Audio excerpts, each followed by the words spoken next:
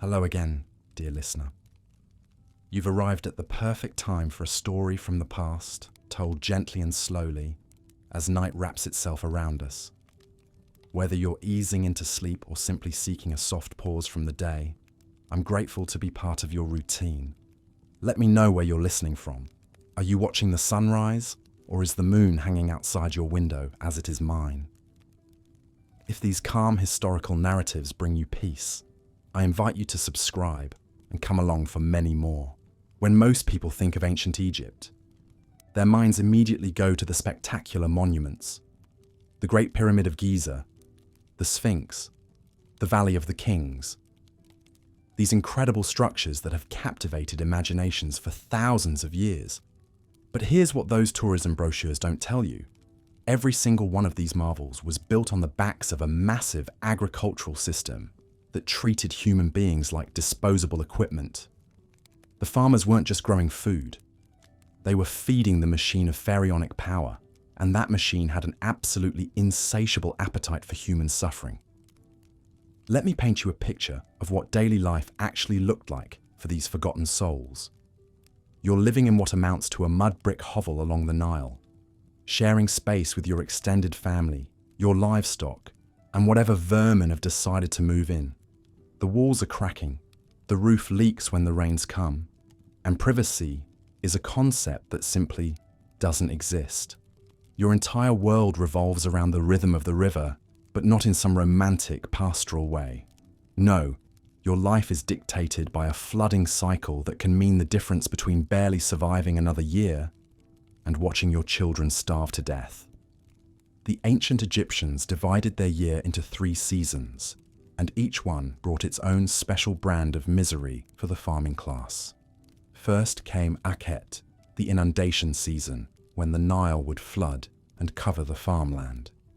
You might think this would be a time of rest, but you'd be dead wrong. This was when the pharaoh's officials would round up farmers for construction projects. Suddenly, you're not a farmer anymore. You're a construction worker, hauling massive stone blocks under the blazing sun, building monuments to rulers who see you as less valuable than the oxen pulling their chariots. Then came Pare, the growing season, when the floods receded and left behind the fertile silt that made Egyptian agriculture possible. This sounds nice in theory, but in practice, it meant months of dawn to dusk labor in fields that belonged to someone else. You'd be plowing with primitive wooden tools, sowing seeds by hand, and praying to gods who seemed to have a personal vendetta against the working class. Every seed planted was a gamble. Too little water and your crops would wither. Too much and they'd rot. Get it wrong, and the consequences weren't just economic hardship. They were life and death. Finally came Shamu, the harvest season, which was simultaneously the most crucial and most brutal time of the year. This was when the government's true colours showed. Teams of scribes would descend on farming communities like vultures, calculating exactly how much grain each plot had produced. And here's where things got really ugly. The state's portion came first. Always.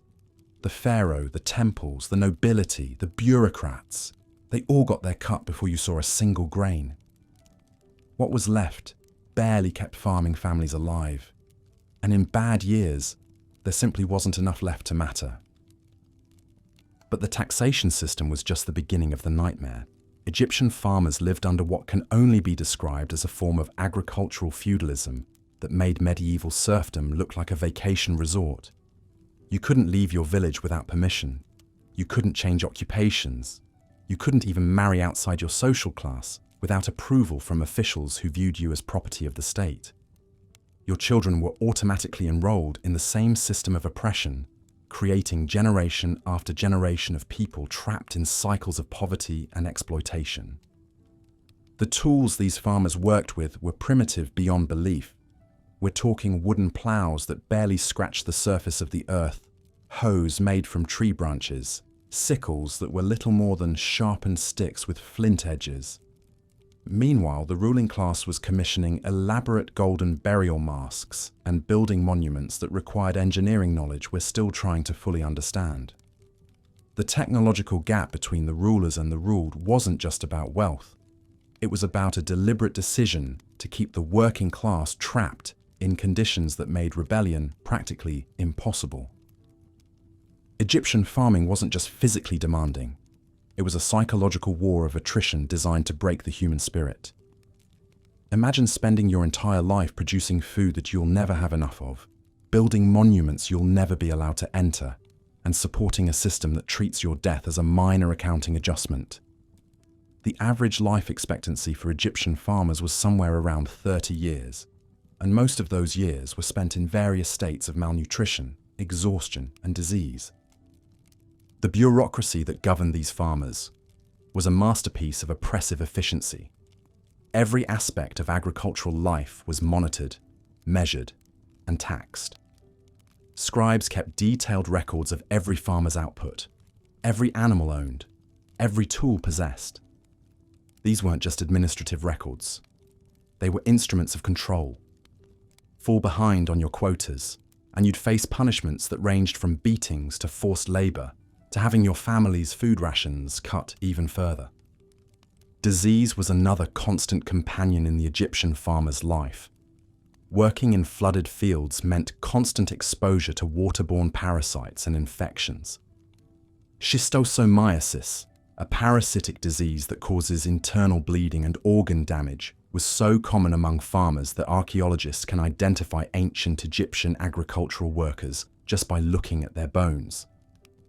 The irrigation channels that made Egyptian agriculture possible were also perfect breeding grounds for mosquitoes carrying malaria and other deadly diseases. The social hierarchy in ancient Egypt was rigid beyond modern comprehension. Farmers occupied one of the lowest rungs on the social ladder, just above slaves and just below artisans. But unlike slaves, who at least had the theoretical protection of being valuable property, farmers were viewed as renewable resources. They could be worked to death and easily replaced by their children or by farmers from other regions. This created a system where human life had less value than the grain it produced. Women in farming families faced additional layers of brutality. They were expected to work the fields alongside men while also bearing and raising children, maintaining households and processing food. Pregnancy wasn't an excuse for lighter duties. Childbirth happened in conditions that would horrify modern medical professionals. Infant mortality rates among farming families were astronomical, and mothers who lost children were expected to simply get back to work as if nothing had happened. The religious system that dominated Egyptian society offered farmers very little comfort. While the pharaoh was considered a living god, and the nobility enjoyed elaborate burial rituals designed to ensure their comfort in the afterlife, farmers were told that their suffering in this life was part of the natural order. The concept of ma'at, or cosmic balance, was used to justify a system where a tiny elite lived in unimaginable luxury while the masses barely survived. Farmers were taught that accepting their brutal lot in life was not just necessary, but morally correct. What makes the story of Egyptian farmers even more tragic is how their suffering was systematically erased from the historical record. The monuments they built carried the names of pharaohs and nobles. The art they enabled focused on gods and kings.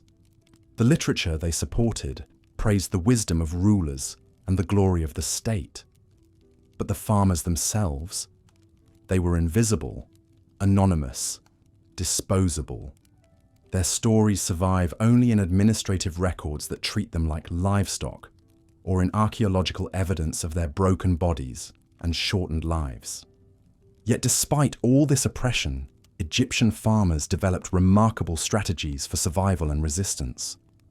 They created informal networks for sharing resources during bad years.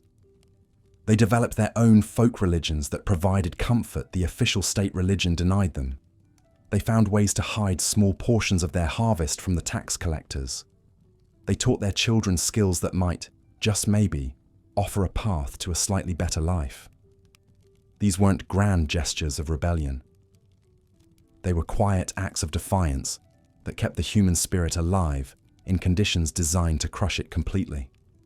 The impact of this agricultural system extended far beyond individual suffering. It created a civilization that was fundamentally unstable, dependent on the systematic exploitation of the majority of its population. The great monuments of ancient Egypt weren't just built with stone and mortar. They were built with human misery, and that foundation of suffering ultimately contributed to the civilization's decline. When the system finally began to collapse, the farmers who had sustained it for thousands of years had no reason to fight for its preservation. Understanding the lives of Egyptian farmers forces us to confront uncomfortable truths about how civilization itself has often been built. The wonders of the ancient world that we admire today came at a human cost that's almost impossible to calculate. Every pyramid represents thousands of farmers who died young from overwork and malnutrition. Every temple represents families torn apart by forced labor. Every golden artifact represents grain that could have fed hungry children, but instead went to support the luxury of the ruling class. This isn't ancient history in the sense of being irrelevant to our modern world. The patterns of exploitation that defined the lives of Egyptian farmers echo through history and continue to shape our world today. The same dynamics that allowed pharaohs to extract wealth from farmers while giving nothing back can be seen in countless modern contexts. The same bureaucratic systems that monitored and controlled every aspect of farmers' lives have evolved into contemporary forms of surveillance and control. As we delve deeper into the specific details of how this system operated, we'll discover that the brutality wasn't accidental or incidental. It was carefully designed and systematically implemented by people who understood exactly what they were doing. The suffering of Egyptian farmers wasn't a side effect of building a great civilization.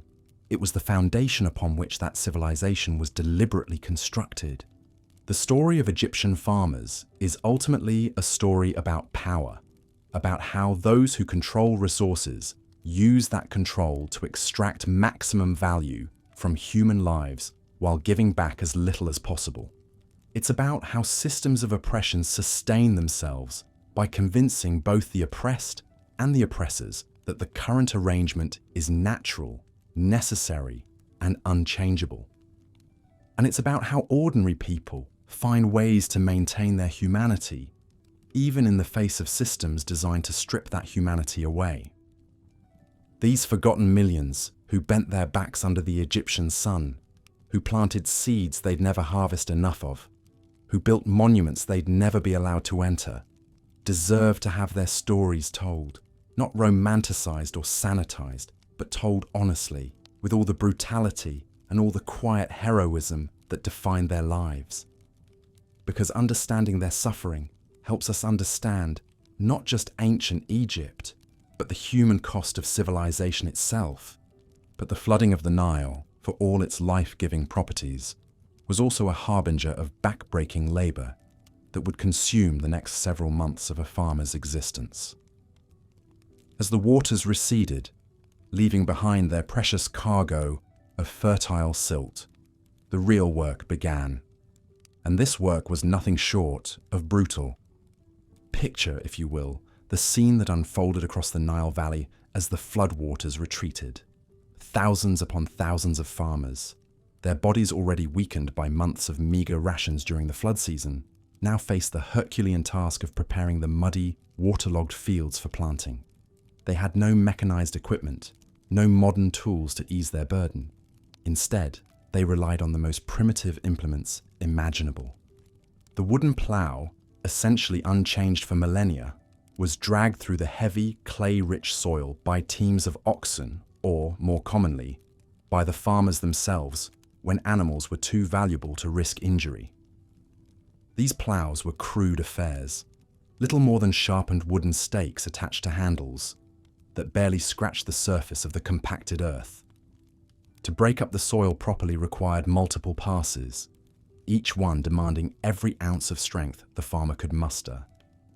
But even before the ploughing could begin, there was the matter of clearing the fields. The Nile's flood didn't just deposit fertile silt, it also left behind a chaotic mess of debris, fallen trees, rotting vegetation, dead animals, stones, and accumulated refuse from upstream settlements all had to be manually removed. Farmers would wade through the thick, sucking mud, often up to their knees, hauling away debris with their bare hands.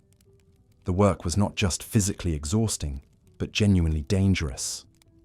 Hidden beneath the murky water were sharp objects, poisonous snakes seeking refuge, and contaminated materials that could cause deadly infections.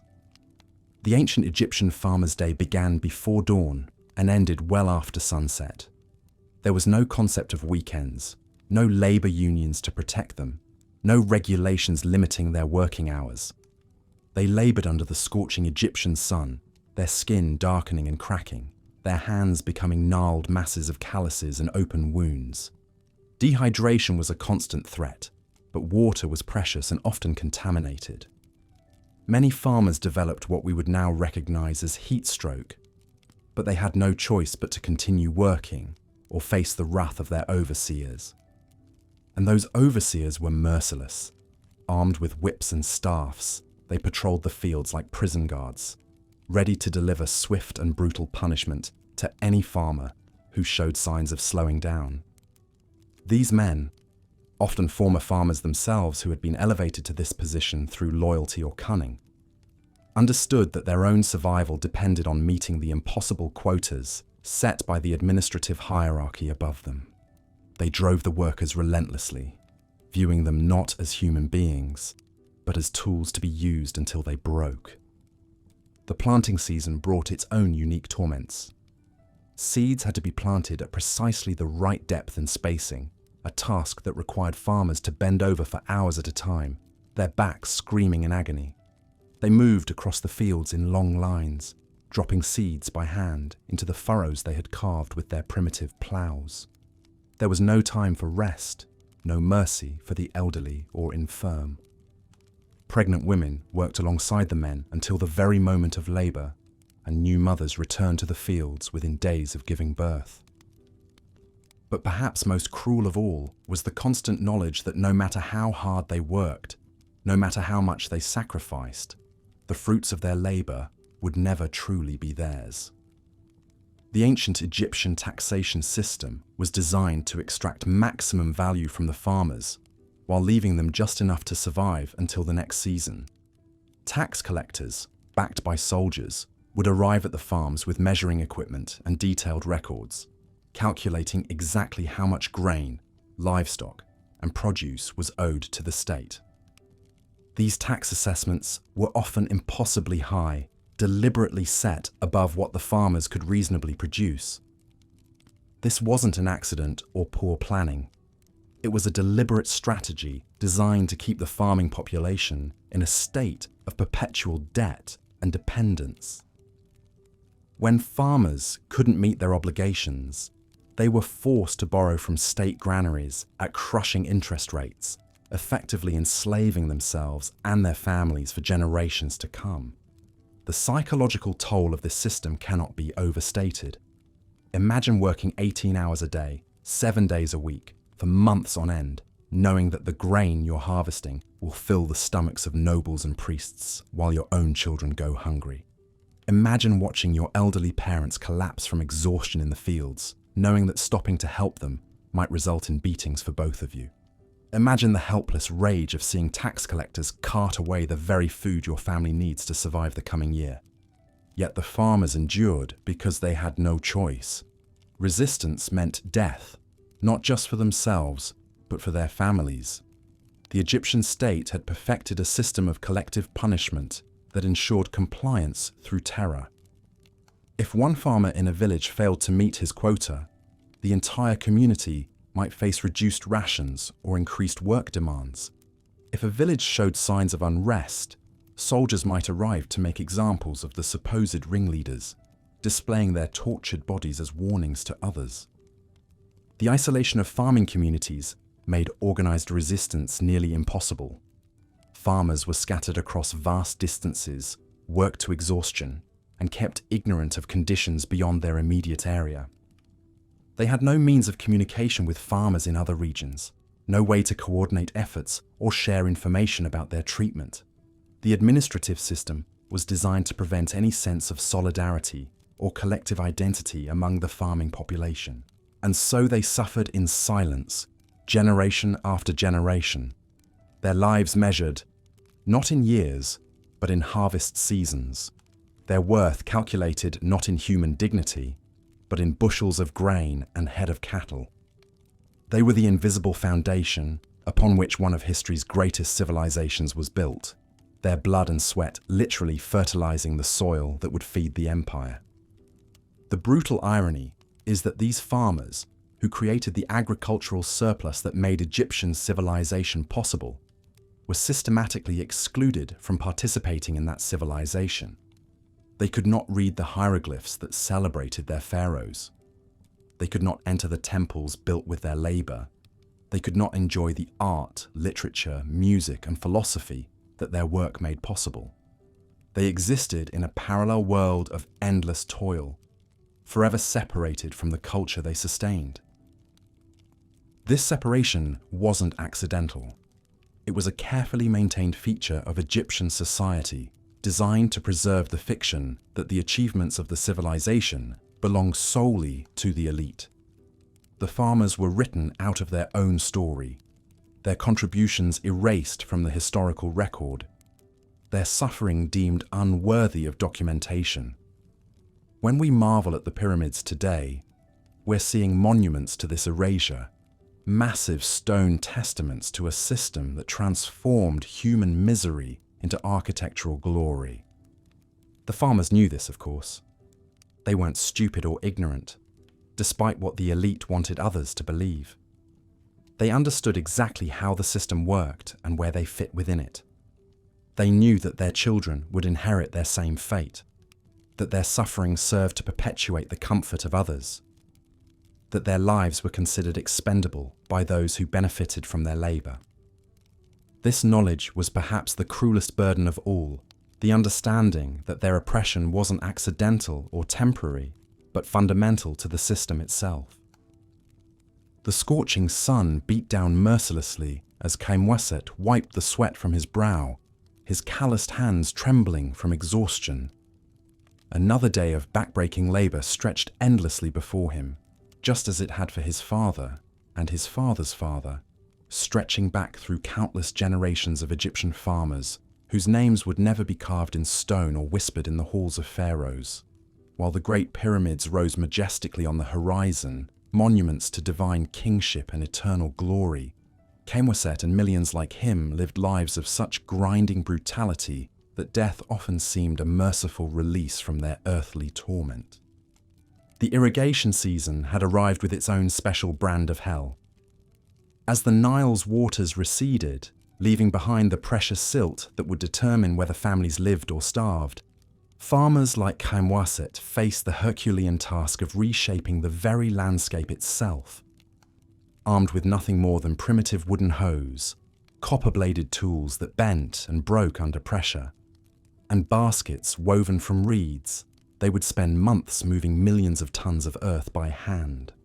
The shadoofs, those iconic counterweight irrigation devices we see in museum displays, required teams of men to operate from dawn until dusk, their backs screaming in agony as they lifted endless buckets of water to flood the fields.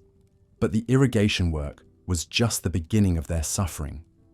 The Egyptian agricultural system operated on a principle of maximum extraction, where every grain of wheat, every strand of flax, every head of barley was accounted for by scribes whose mathematical precision would have impressed modern accountants.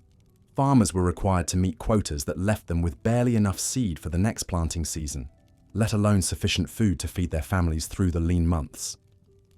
The taxation system was so comprehensive that it included not just crops, but livestock, textiles, and even the labor of the farmers themselves, who were conscripted for royal building projects during the flood season, when agricultural work was impossible. The physical toll of this existence was devastating. Archaeological evidence reveals that Egyptian farmers suffered from chronic malnutrition, arthritis, and spinal deformities caused by decades of bending over crops and carrying impossible loads. Their life expectancy hovered around 35 years, and those who survived longer bore the visible scars of their labor, hunched backs, gnarled hands, and the hollow-eyed look of people who had seen too much suffering.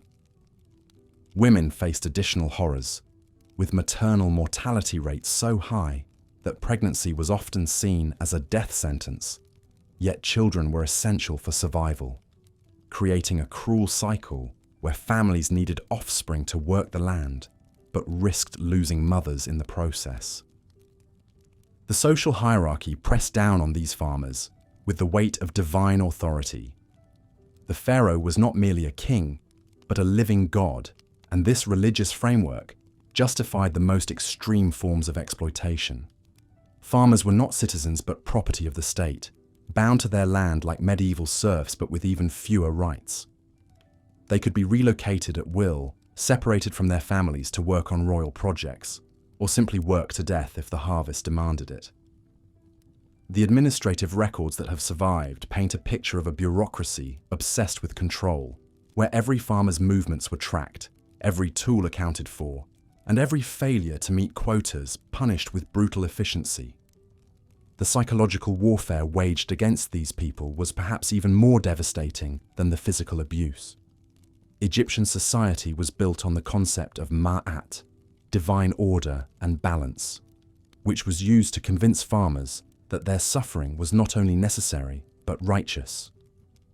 The priests, who controlled both religious doctrine and much of the land, preached that earthly hardship was preparation for the afterlife, but only the wealthy could afford the elaborate burial rites that supposedly guaranteed eternal bliss. For farmers, death meant being wrapped in the cheapest materials and buried in shallow graves in the desert, if they were lucky enough to avoid being left for the scavengers. The seasonal rhythms that governed farm life created their own patterns of misery. During the flood season, when the Nile transformed the valley into a vast lake, farmers were conscripted as laborers for pharaonic building projects. These were not noble endeavors, but death camps disguised as divine missions, where men hauled massive stone blocks through the desert heat, many collapsing from exhaustion and being simply replaced by the next wave of conscripts. The lucky ones returned home in time for planting season, but countless thousands never saw their families again, their bones scattered across construction sites from Memphis to Aswan. When the floods receded and planting season began, farmers faced impossible deadlines with inadequate tools. They had to prepare vast fields using wooden plows pulled by cattle that were often as malnourished as their human handlers. The seed grain, carefully hoarded from the previous harvest, had to be distributed with mathematical precision. Any waste meant starvation later. Children as young as 5 were pressed into service, scaring birds from the fields with wooden clappers, their small bodies already showing signs of the malnutrition that would stunt their growth and shorten their lives. The harvest season brought its own terrors, as teams of workers raced against time to gather crops before the scorching heat destroyed them. The sickles they used were crude bronze affairs that dulled quickly and cut hands as often as grain.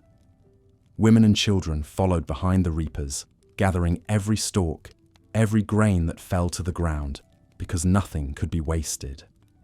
The threshing floors became scenes of organized chaos, as cattle trampled the grain, while workers separated wheat from chaff under the merciless supervision of overseers who carried whips and showed no mercy for exhaustion or heat stroke. But perhaps the most soul-crushing aspect of farm life was the complete erasure of individual identity. Farmers had no surnames, no family histories recorded in the official records, no monuments to commemorate their achievements. They were simply production units in the pharaoh's economic machine, valued only for their ability to generate surplus that could be extracted by the state. Their knowledge of agriculture, accumulated over millennia, was dismissed by the educated classes as mere peasant superstition, even though this knowledge fed the entire civilization. The technological stagnation that characterized Egyptian farming was not accidental, but deliberate. The ruling classes had no incentive to improve agricultural efficiency because human labor was essentially free and endlessly replaceable. Why develop better plows when you could simply conscript more farmers? Why invest in irrigation improvements when you could force workers to move water by hand? This technological conservatism trapped farmers in cycles of inefficiency that made their work exponentially harder than it needed to be. Women in farming communities faced compounded oppression, bearing the full burden of domestic labor while also working in the fields during peak seasons. They ground grain by hand using stone querns that destroyed their joints, wove textiles that would be confiscated as taxes, and raised children who would likely die before reaching adulthood. The few records that mention farm women at all describe them as property, transferred from father to husband like livestock, with no legal rights or social standing independent of the men who owned them. The religious festivals that punctuated the agricultural calendar offered no respite for farmers, who were expected to provide offerings they could not afford while continuing their labor. The great temples that dominated every city were built with wealth extracted from their sweat, yet they were barred from entering the sacred precincts except as laborers or sacrifice victims. The gods they were told to worship demanded tribute that kept their families hungry, creating a spiritual crisis that compounded their physical suffering. Disease ravaged farming communities with particular ferocity, as malnutrition weakened immune systems and unsanitary conditions bred pestilence. Bilharzia, a parasitic infection from irrigation water, left millions suffering from chronic fatigue and organ damage. Malaria, spread by mosquitoes breeding in stagnant floodwaters, killed thousands annually.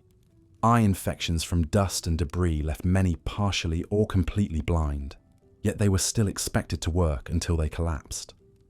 The climate itself seemed designed to torment these people, with temperature swings that could kill the unprepared and sandstorms that buried entire villages. The Khamsin winds brought months of choking dust that made breathing difficult and work nearly impossible. Yet the agricultural calendar showed no mercy for weather conditions. Farmers learned to work through heat that would hospitalize modern people.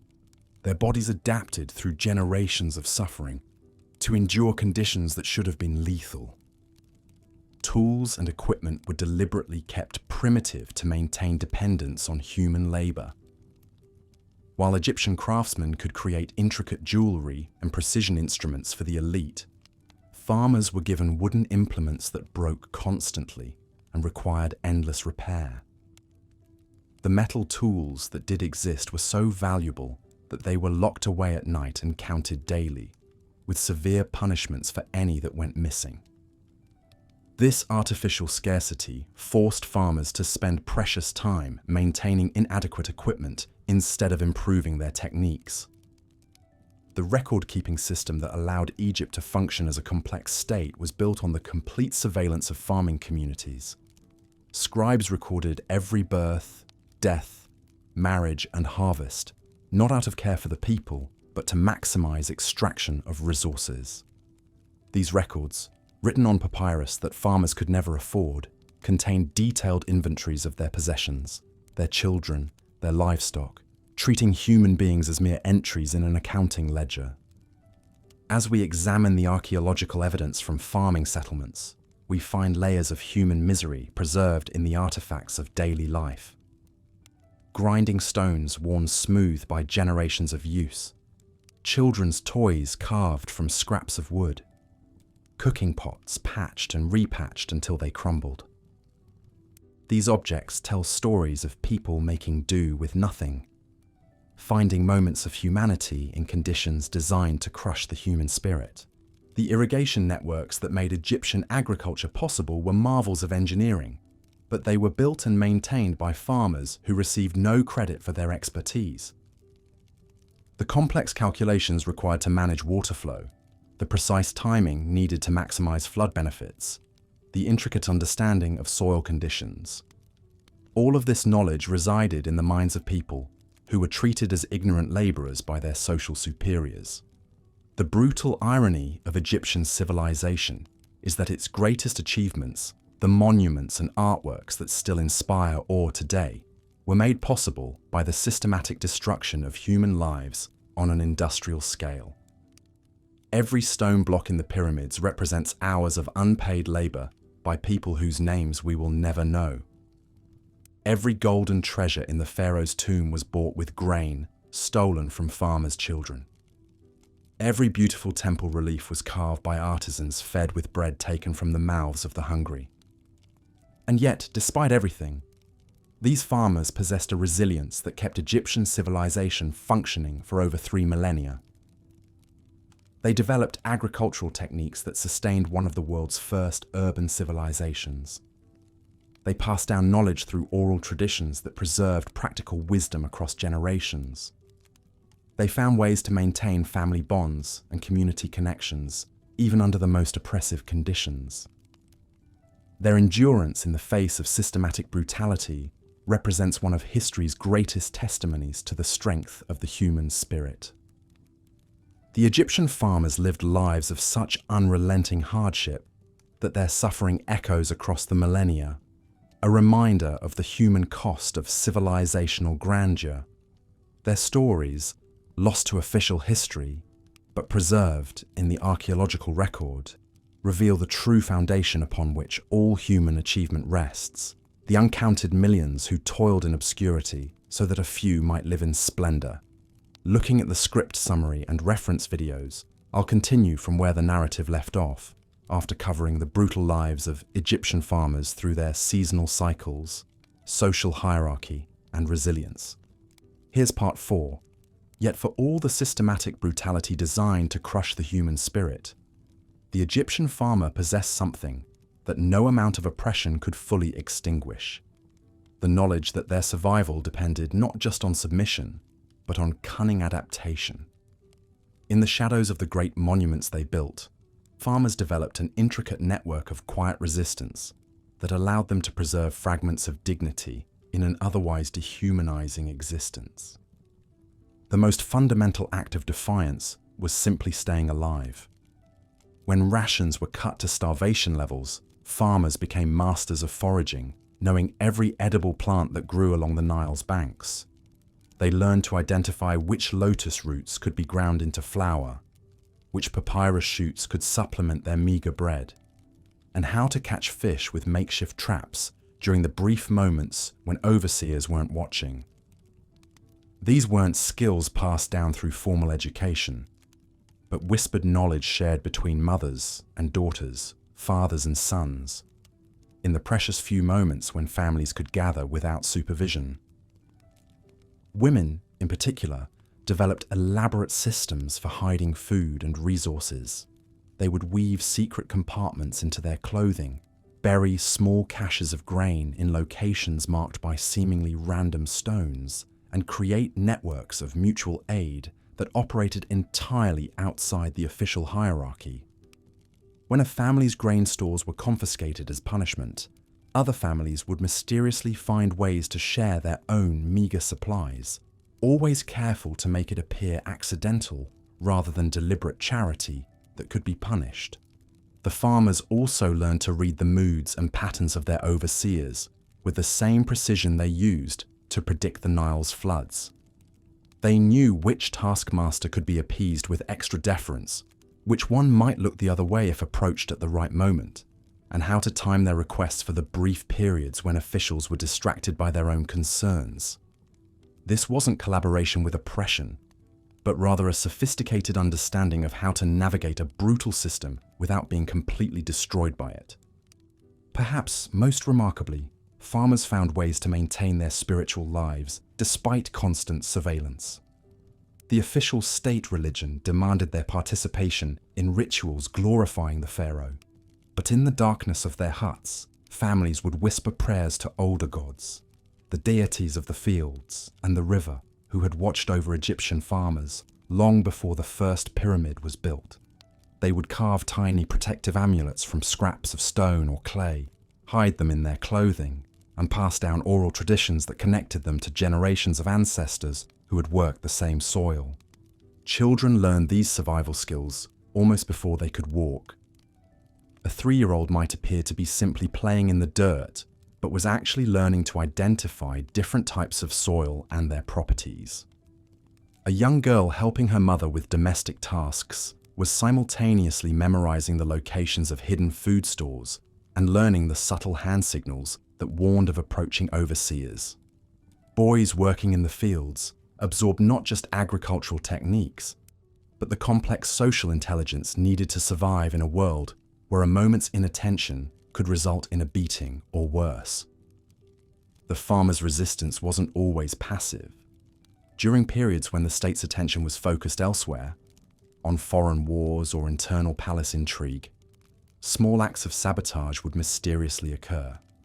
Tools would break at crucial moments, slowing down construction projects. Irrigation channels would develop unexpected problems that required time-consuming repairs.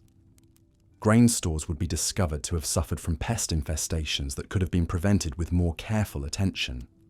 These incidents were always plausibly accidental, but their timing and frequency suggested a level of coordination that the authorities suspected but could never prove.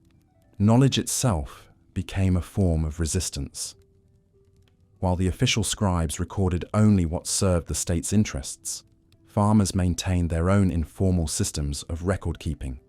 They remembered which fields produced the best crops in which years, tracked the long-term patterns of flood and drought that official records ignored, and preserved techniques for crop rotation and soil management that had been developed over centuries of practical experience.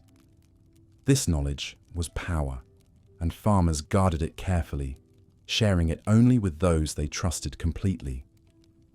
The seasonal cycles that defined their agricultural work also provided natural opportunities for community building that the authorities couldn't entirely suppress.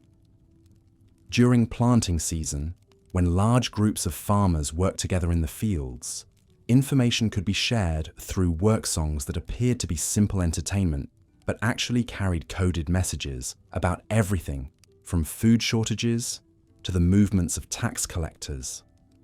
Harvest celebrations, even when monitored by officials, became opportunities for families separated by the demands of forced labor to reconnect and share news. But perhaps the most profound form of resistance was the farmers' refusal to internalize the dehumanizing ideology of their oppressors.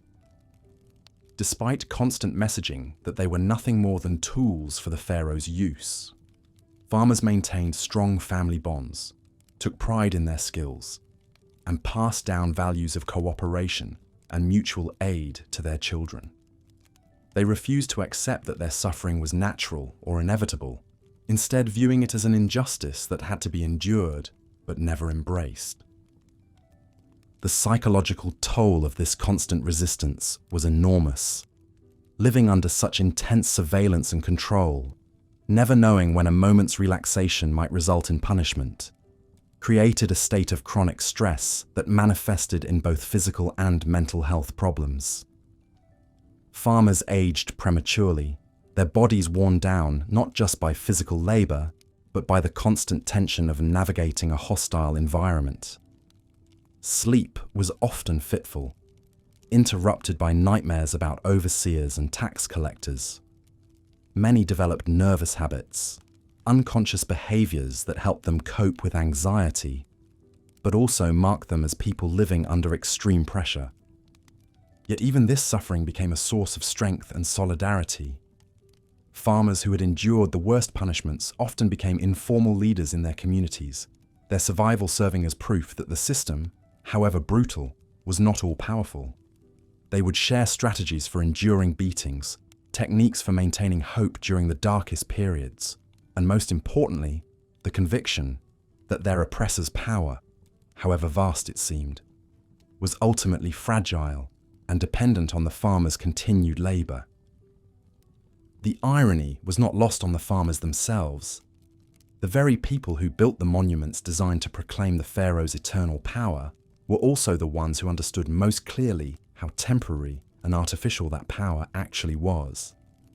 They had seen dynasties rise and fall, watched as the grand projects of one ruler were abandoned by his successor, and observed how quickly the mighty could be brought low by forces beyond their control. This long-term perspective, born from generations of survival, gave them a kind of wisdom that their oppressors, for all their education and privilege, could never possess.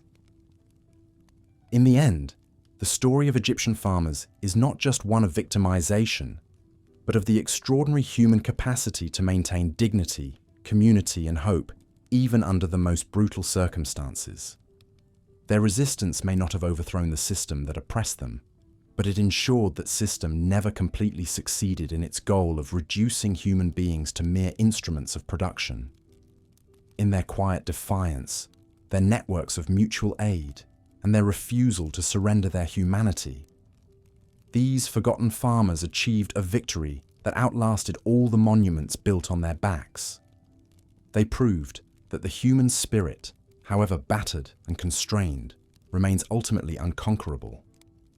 Their legacy reminds us that even in the darkest periods of history, when power seems absolute and resistance appears futile, ordinary people find ways to preserve what makes life worth living. The Egyptian farmers who built civilization's greatest monuments may have died in obscurity, but their example of resilience in the face of overwhelming oppression continues to inspire anyone who refuses to accept that suffering and exploitation are the natural order of things. Here's part 5 of the 12-part script for Boring History: The Brutal Lives of Egyptian Farmers. Despite their invisibility in official records and their systematic dehumanization by the state apparatus, Egyptian farmers developed remarkable networks of resistance and survival that sustained them through centuries of oppression. These covert systems of mutual aid and knowledge sharing represented one of the most sophisticated forms of grassroots organization in the ancient world, yet they operated entirely in the shadows of documented history. The farmers created intricate communication networks that stretched across the Nile Valley, allowing information about tax collectors, labor conscriptions, and survival strategies to flow between villages faster than official messengers could travel. They developed coded language and symbols carved into irrigation tools and etched onto pottery shards, creating a secret alphabet of resistance that allowed them to coordinate responses to government demands without detection by scribal authorities. During the harshest periods of taxation and forced labor, farming communities established hidden granaries and underground storage systems that were invisible to tax assessors. These secret caches were maintained collectively, with each family contributing a portion of their harvest to communal reserves that could sustain entire villages during times of extreme hardship. The locations of these stores were passed down through generations using oral traditions disguised as religious songs and children's games. The farmers also developed sophisticated barter networks that operated entirely outside the official economy, allowing them to trade goods and services without involving the state currency systems that were heavily taxed and monitored. They created alternative measurement systems and quality standards that differed from official weights and measures, enabling them to conduct trade that was effectively invisible to government oversight. Perhaps most remarkably, the farming communities developed their own informal judicial systems for resolving disputes and managing resources. Village elders, usually chosen for their knowledge of farming techniques rather than their connections to the state, would mediate conflicts over water rights, land boundaries, and family disputes using customary law that predated pharaonic rule by millennia. These decisions were enforced through social pressure and community solidarity rather than state violence. The farmers' resistance extended to the realm of knowledge preservation and innovation. While official scribes recorded only information deemed useful to the state, farming communities maintained their own libraries of practical knowledge encoded in folklore, proverbs, and ritual practices.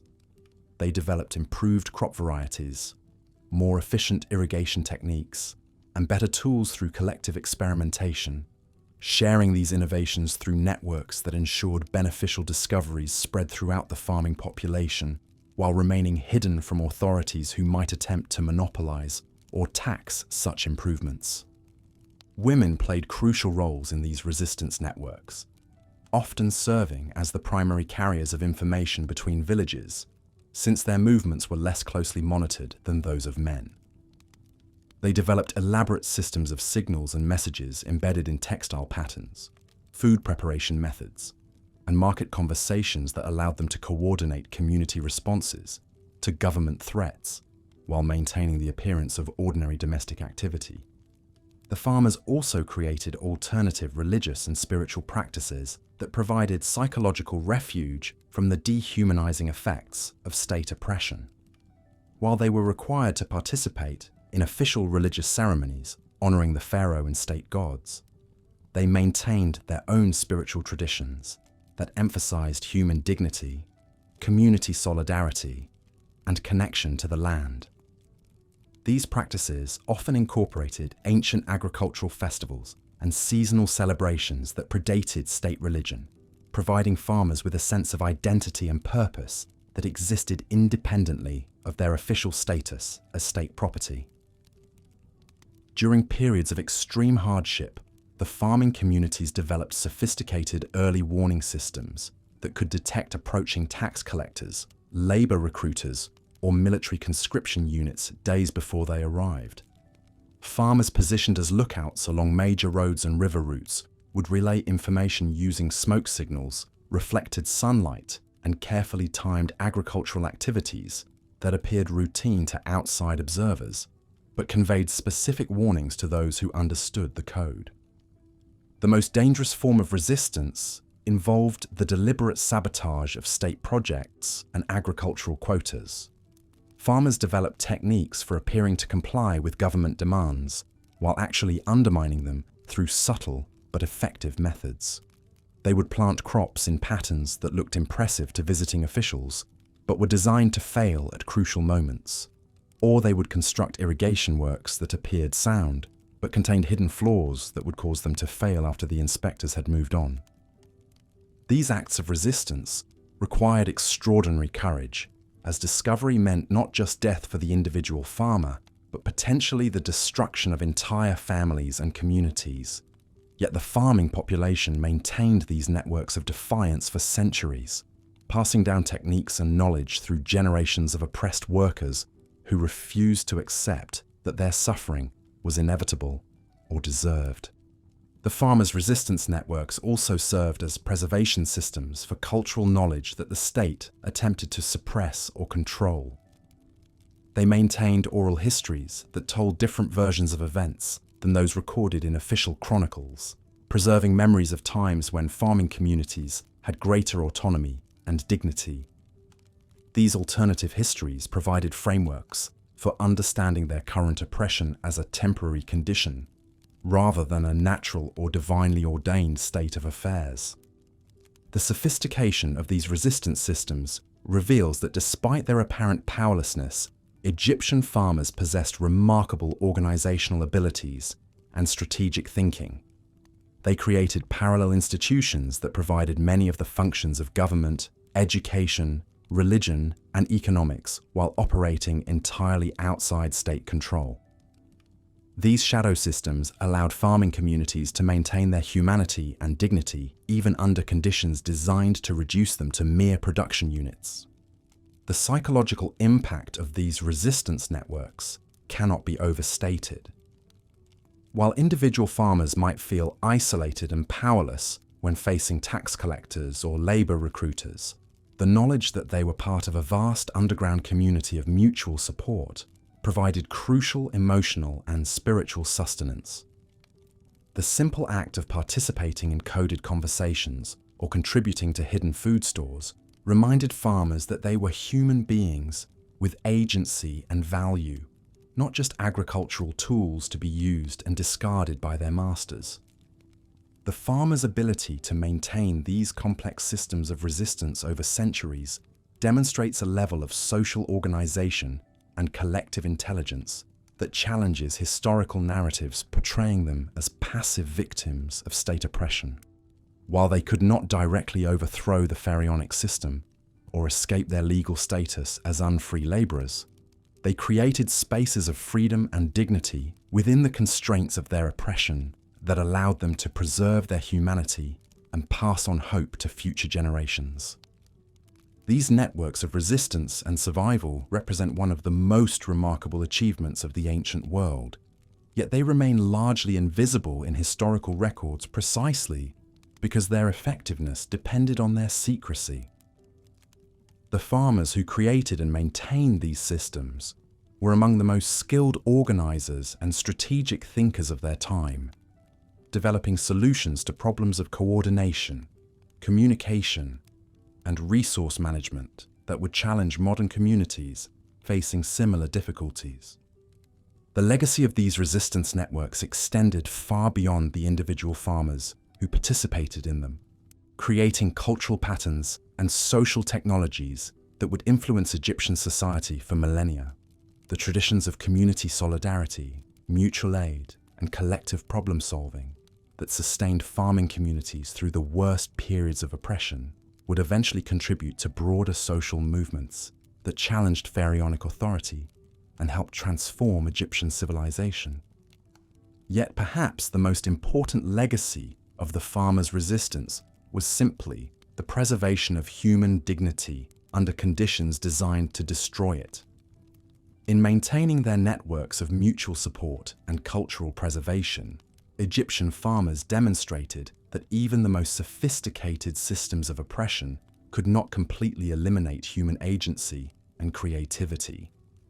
Their hidden acts of defiance and solidarity remind us that behind every monument to pharaonic power stood communities of people who refused to be reduced to mere instruments of state will, who maintained their humanity through collective action and mutual care, even in the darkest of circumstances.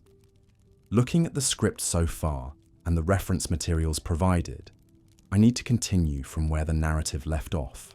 The previous content covered Egyptian farmers developing resistance networks, so part 6 should logically progress to show how these networks operated and their ultimate impact. Here's the continuation.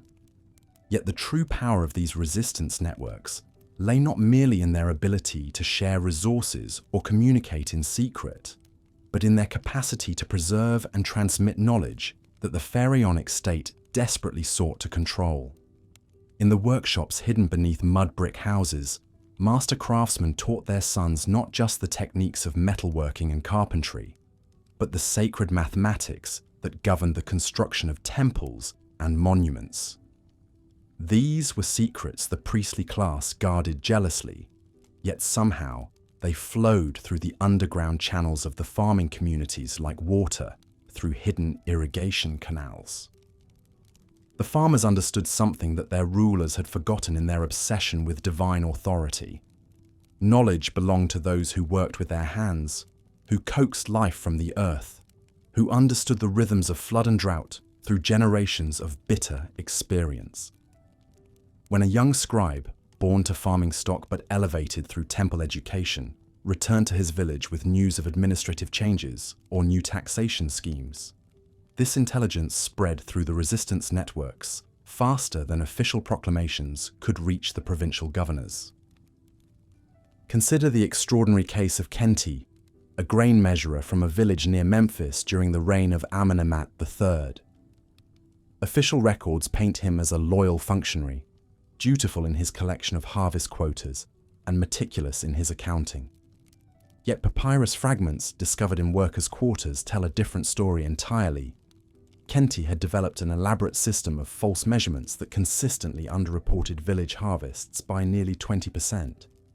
The surplus grain, rather than filling royal granaries, was distributed among the poorest farming families and secretly cached in underground storage chambers. What made Kenti's deception so remarkable was not its scale, but its sophistication.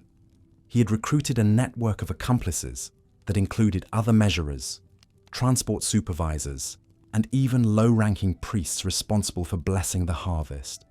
Together, they created an entirely parallel accounting system, complete with forged seals and fictitious invoices that could withstand casual inspection by higher authorities. For over 15 years, this network diverted thousands of bushels of grain from the state apparatus, providing a crucial buffer against famine for countless farming families. The psychological warfare these networks waged was perhaps even more devastating than their material resistance. Farming communities developed elaborate mythologies that undermined the divine pretensions of their rulers. Stories spread of pharaohs who had been farmers in previous lives, of gods who favored the humble over the mighty, of ancient kings who had lost their thrones because they forgot the wisdom of the soil. These weren't merely folktales told around evening fires. They were carefully crafted narratives designed to delegitimize the entire ideological foundation of pharaonic rule. The farmers created their own calendar of celebration that deliberately competed with official religious festivals. While the state celebrated the pharaoh's divine birth, farming communities marked the first sprouting of grain seedlings with elaborate rituals that honored the earth itself rather than its supposed divine ruler. These counter-celebrations served multiple purposes. They reinforced community bonds, preserved pre-dynastic religious traditions, and provided cover for resistance meetings under the guise of religious observance. Women played a particularly crucial role in these networks, their movements between villages to attend births, weddings, and funerals, providing perfect cover for the transmission of information and resources. The elderly midwife traveling to assist with a difficult delivery might carry hidden messages about troop movements or tax collection schedules. The young bride moving to her husband's village brought not only dowry goods but intelligence about administrative changes in her home district. Through these seemingly innocent social connections, the resistance networks maintained communication across vast distances with remarkable efficiency. The networks also developed sophisticated early warning systems for detecting informants and state agents. Farming communities had always been suspicious of strangers, but the resistance elevated this natural caution into an art form. New arrivals to villages faced subtle tests of their knowledge and loyalties, probing questions disguised as casual conversation that could reveal whether someone possessed the insider knowledge of a genuine farmer or the superficial understanding of an urban spy. Those who failed these tests found themselves excluded from community activities and cut off from the flow of information.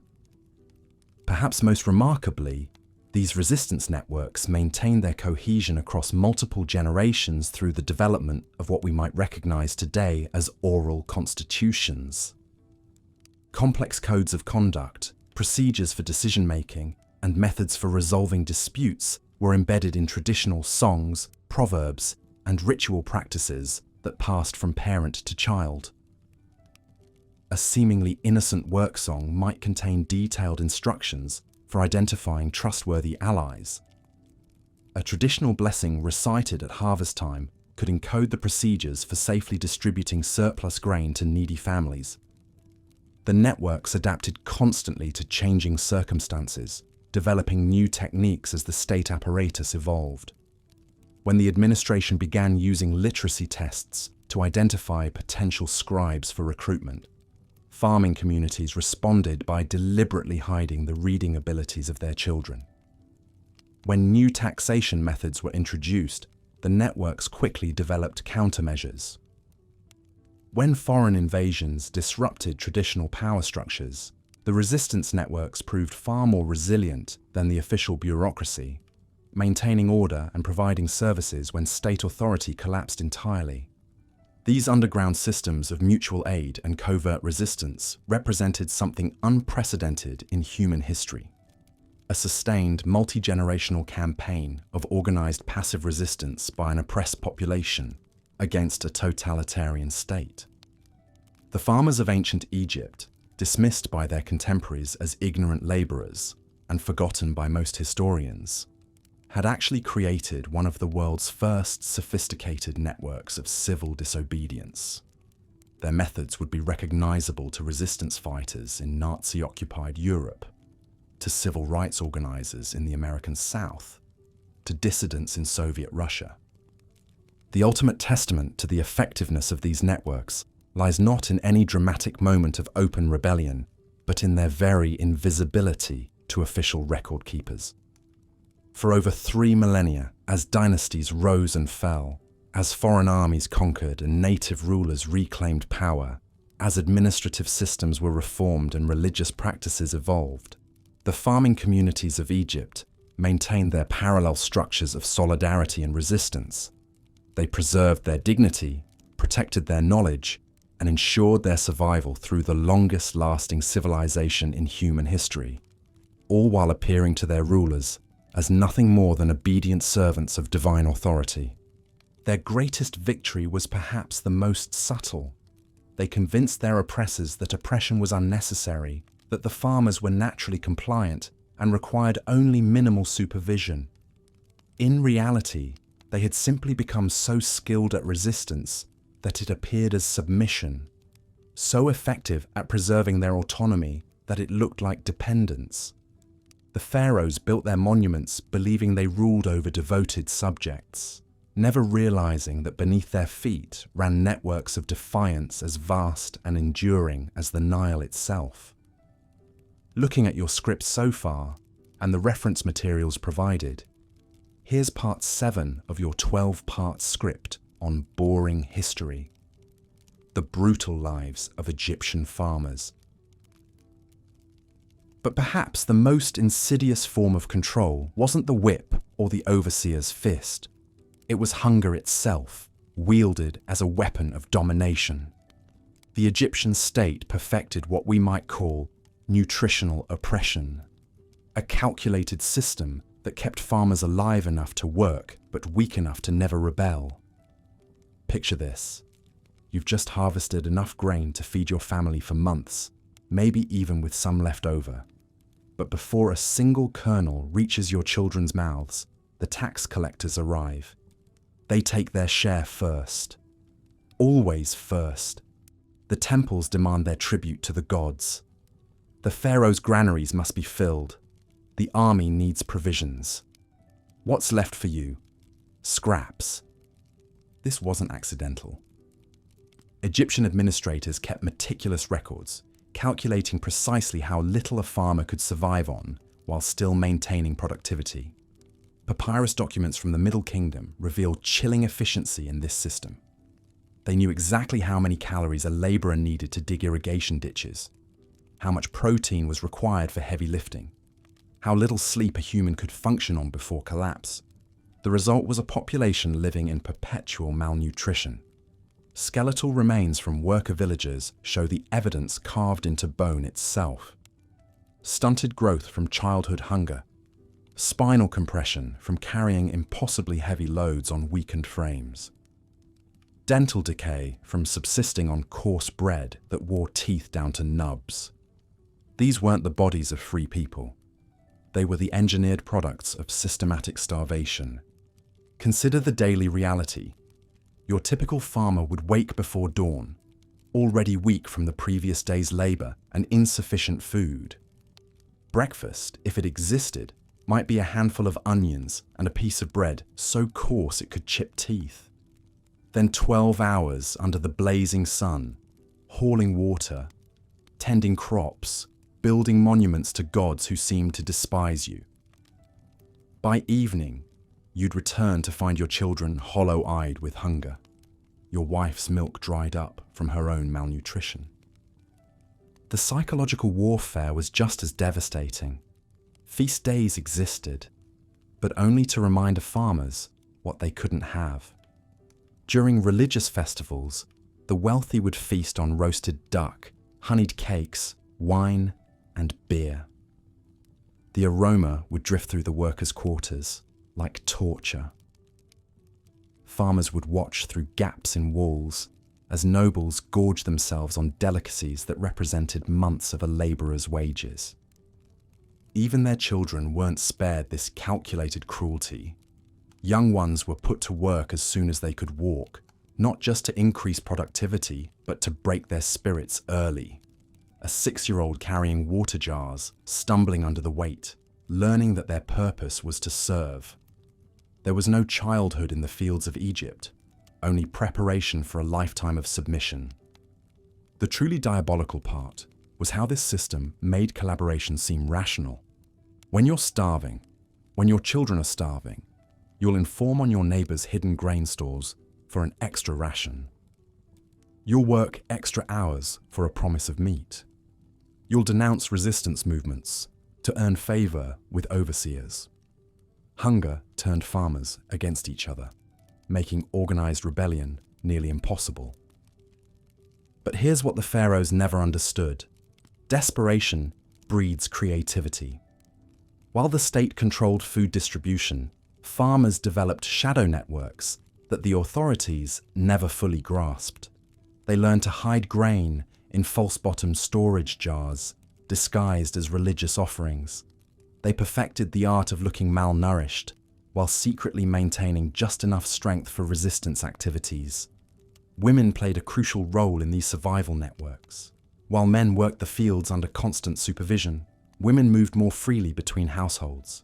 They became the communication network, passing information about hidden food stores, warning of upcoming raids, coordinating the careful redistribution of resources that kept families alive. A seemingly innocent conversation about bread recipes might actually be coded instructions for a food drop. Children too became unwitting participants in this underground economy. Small enough to slip through cracks, quick enough to evade capture, they carried messages and small amounts of food between households. The Egyptian state never imagined that the very children they worked to exhaustion could become the arteries of a resistance network. The farmers even weaponized religious festivals. During celebrations honoring Renenutet, the goddess of harvest, seemingly traditional offerings became opportunities to redistribute hidden stores. Families would donate food to temples, knowing it would be quietly redistributed to the most desperate. The very religious ceremonies designed to reinforce state control became cover for community mutual aid. Perhaps most remarkably, they turned the state's own record-keeping against itself. Farmers learned to read the basic hieroglyphs used in agricultural documentation. When tax collectors came with their papyrus scrolls, farmers could sometimes spot discrepancies, errors that could be exploited. A mismarked field boundary here, a miscounted harvest there. These tiny acts of bureaucratic resistance added up to meaningful relief for families on the edge of starvation. The Egyptian state responded to these networks with increasing paranoia and violence. Surprise raids on homes became common, searching for hidden grain. Families were punished collectively for individual acts of resistance. The penalty for hoarding food could be brutal public beatings or forced labor in the most dangerous projects. Yet the networks persisted, evolved, adapted. They had to. Because the alternative wasn't just submission, it was death. These farmers understood something their oppressors never grasped, that a people united by shared suffering and common purpose could find ways to survive even the most sophisticated systems of control. What emerges from this brutal history isn't just a story of oppression, but of the incredible human capacity to maintain dignity and community even under the most dehumanizing conditions. These farmers, whose names we'll never know, whose stories were never recorded in official histories, created something remarkable. They built a parallel civilization within the empire, one based on mutual aid rather than exploitation, on shared survival rather than individual accumulation. And this shadow civilization, this network of resistance and care, would prove more enduring than all the pharaoh's monuments. Long after the Great Pyramids became tourist attractions and the mighty Egyptian empire crumbled into desert sand, the principles these farmers lived by, solidarity, resourcefulness, the refusal to abandon hope, would resurface in every subsequent struggle for human dignity. Their legacy lives on in every community that chooses cooperation over competition, in every movement that prioritizes human need over profit, in every act of quiet resistance against systems that treat people as expendable resources. The farmers of ancient Egypt may have been forgotten by official history, but their spirit echoes through every generation that refuses to accept that suffering is inevitable and exploitation is natural. This section maintains the engaging conversational tone while delving deeper into the systematic nature of oppression and the remarkable resilience of the farmers' resistance networks. It continues building toward the larger themes of human dignity and the enduring power of collective action that seem to be central to your series. Based on the script summary and reference materials, here's Part 8, continuing the exploration of Egyptian farmers' resistance networks and their hidden forms of defiance. The resistance networks that flourished beneath the watchful eyes of Egyptian overseers represented far more than simple survival strategies.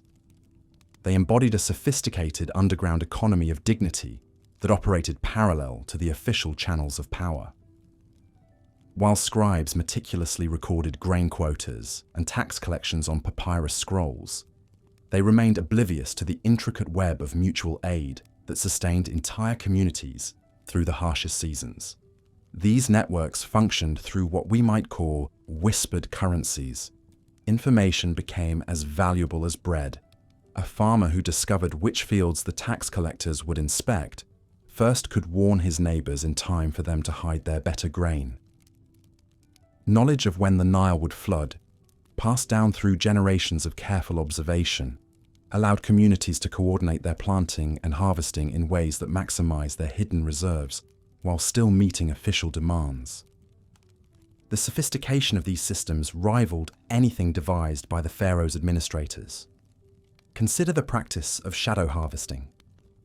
During the official harvest, when every stalk was supposedly counted and recorded, farmers developed techniques for concealing portions of their crop.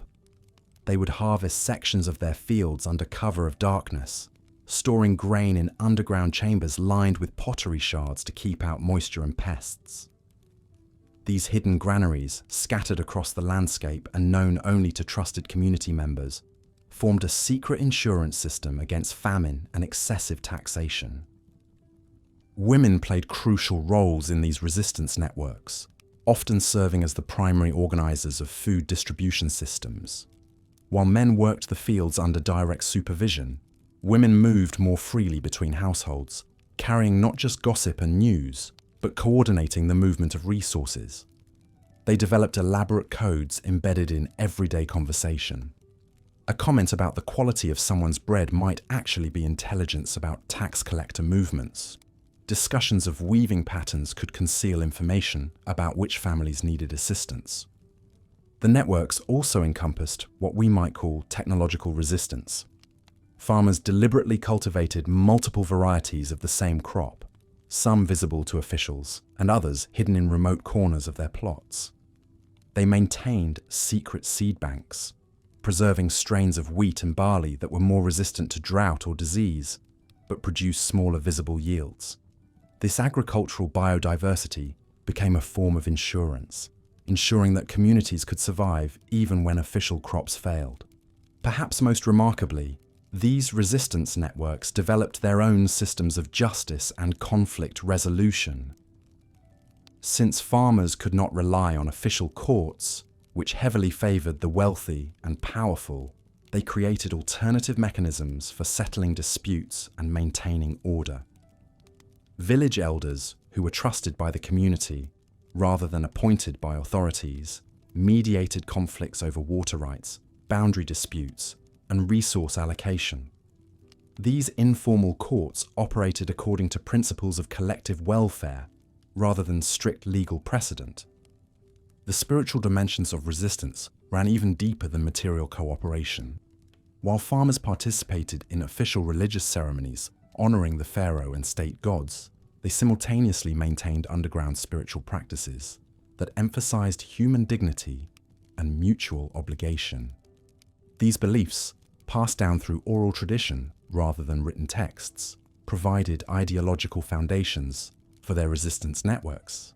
They told stories of gods who favored the poor, of divine justice that would ultimately triumph over earthly oppression, and of the sacred nature of the land that belonged to all people rather than just the elite.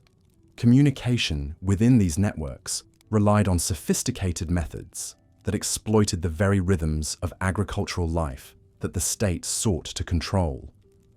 Market days became opportunities for exchanging information across wide geographic areas. Religious festivals, while officially celebrating state power, provided cover for coordinating resistance activities. Even funeral processions served as vehicles for spreading news and maintaining network connections, as mourners from different villages gathered to pay their respects.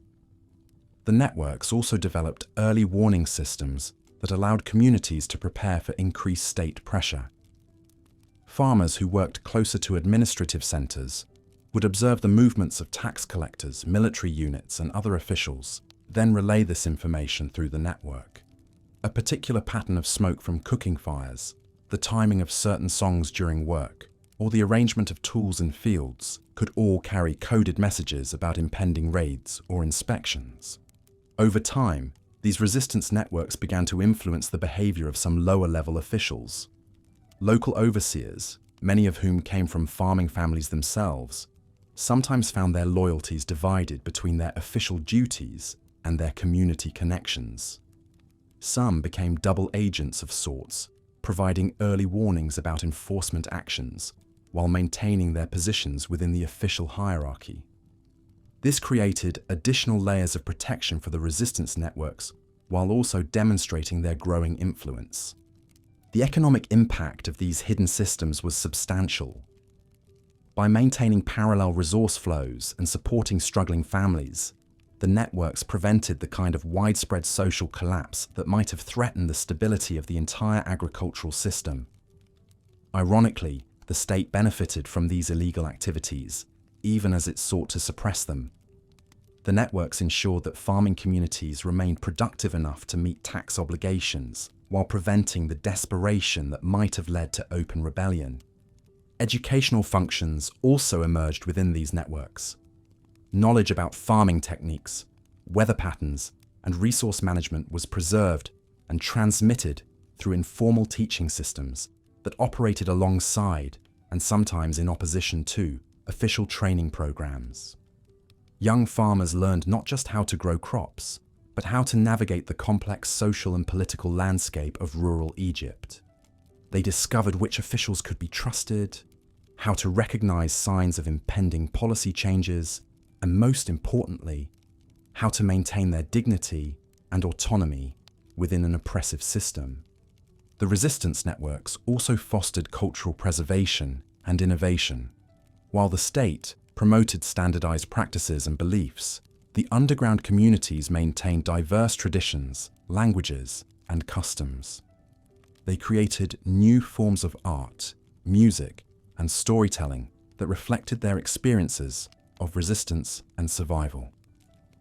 These cultural expressions, shared within trusted circles, helped maintain group identity and solidarity across generations. Perhaps most significantly, these networks demonstrated the fundamental limitations of authoritarian control. Despite possessing overwhelming military power, vast bureaucratic resources, and sophisticated surveillance systems, the Egyptian state could never completely penetrate or control the social fabric of rural communities. The farmers' resistance networks represented spaces of genuine autonomy within an otherwise totalitarian system, proving that human dignity and mutual aid could flourish even under the most oppressive conditions. The legacy of these ancient resistance networks extends far beyond their immediate historical context.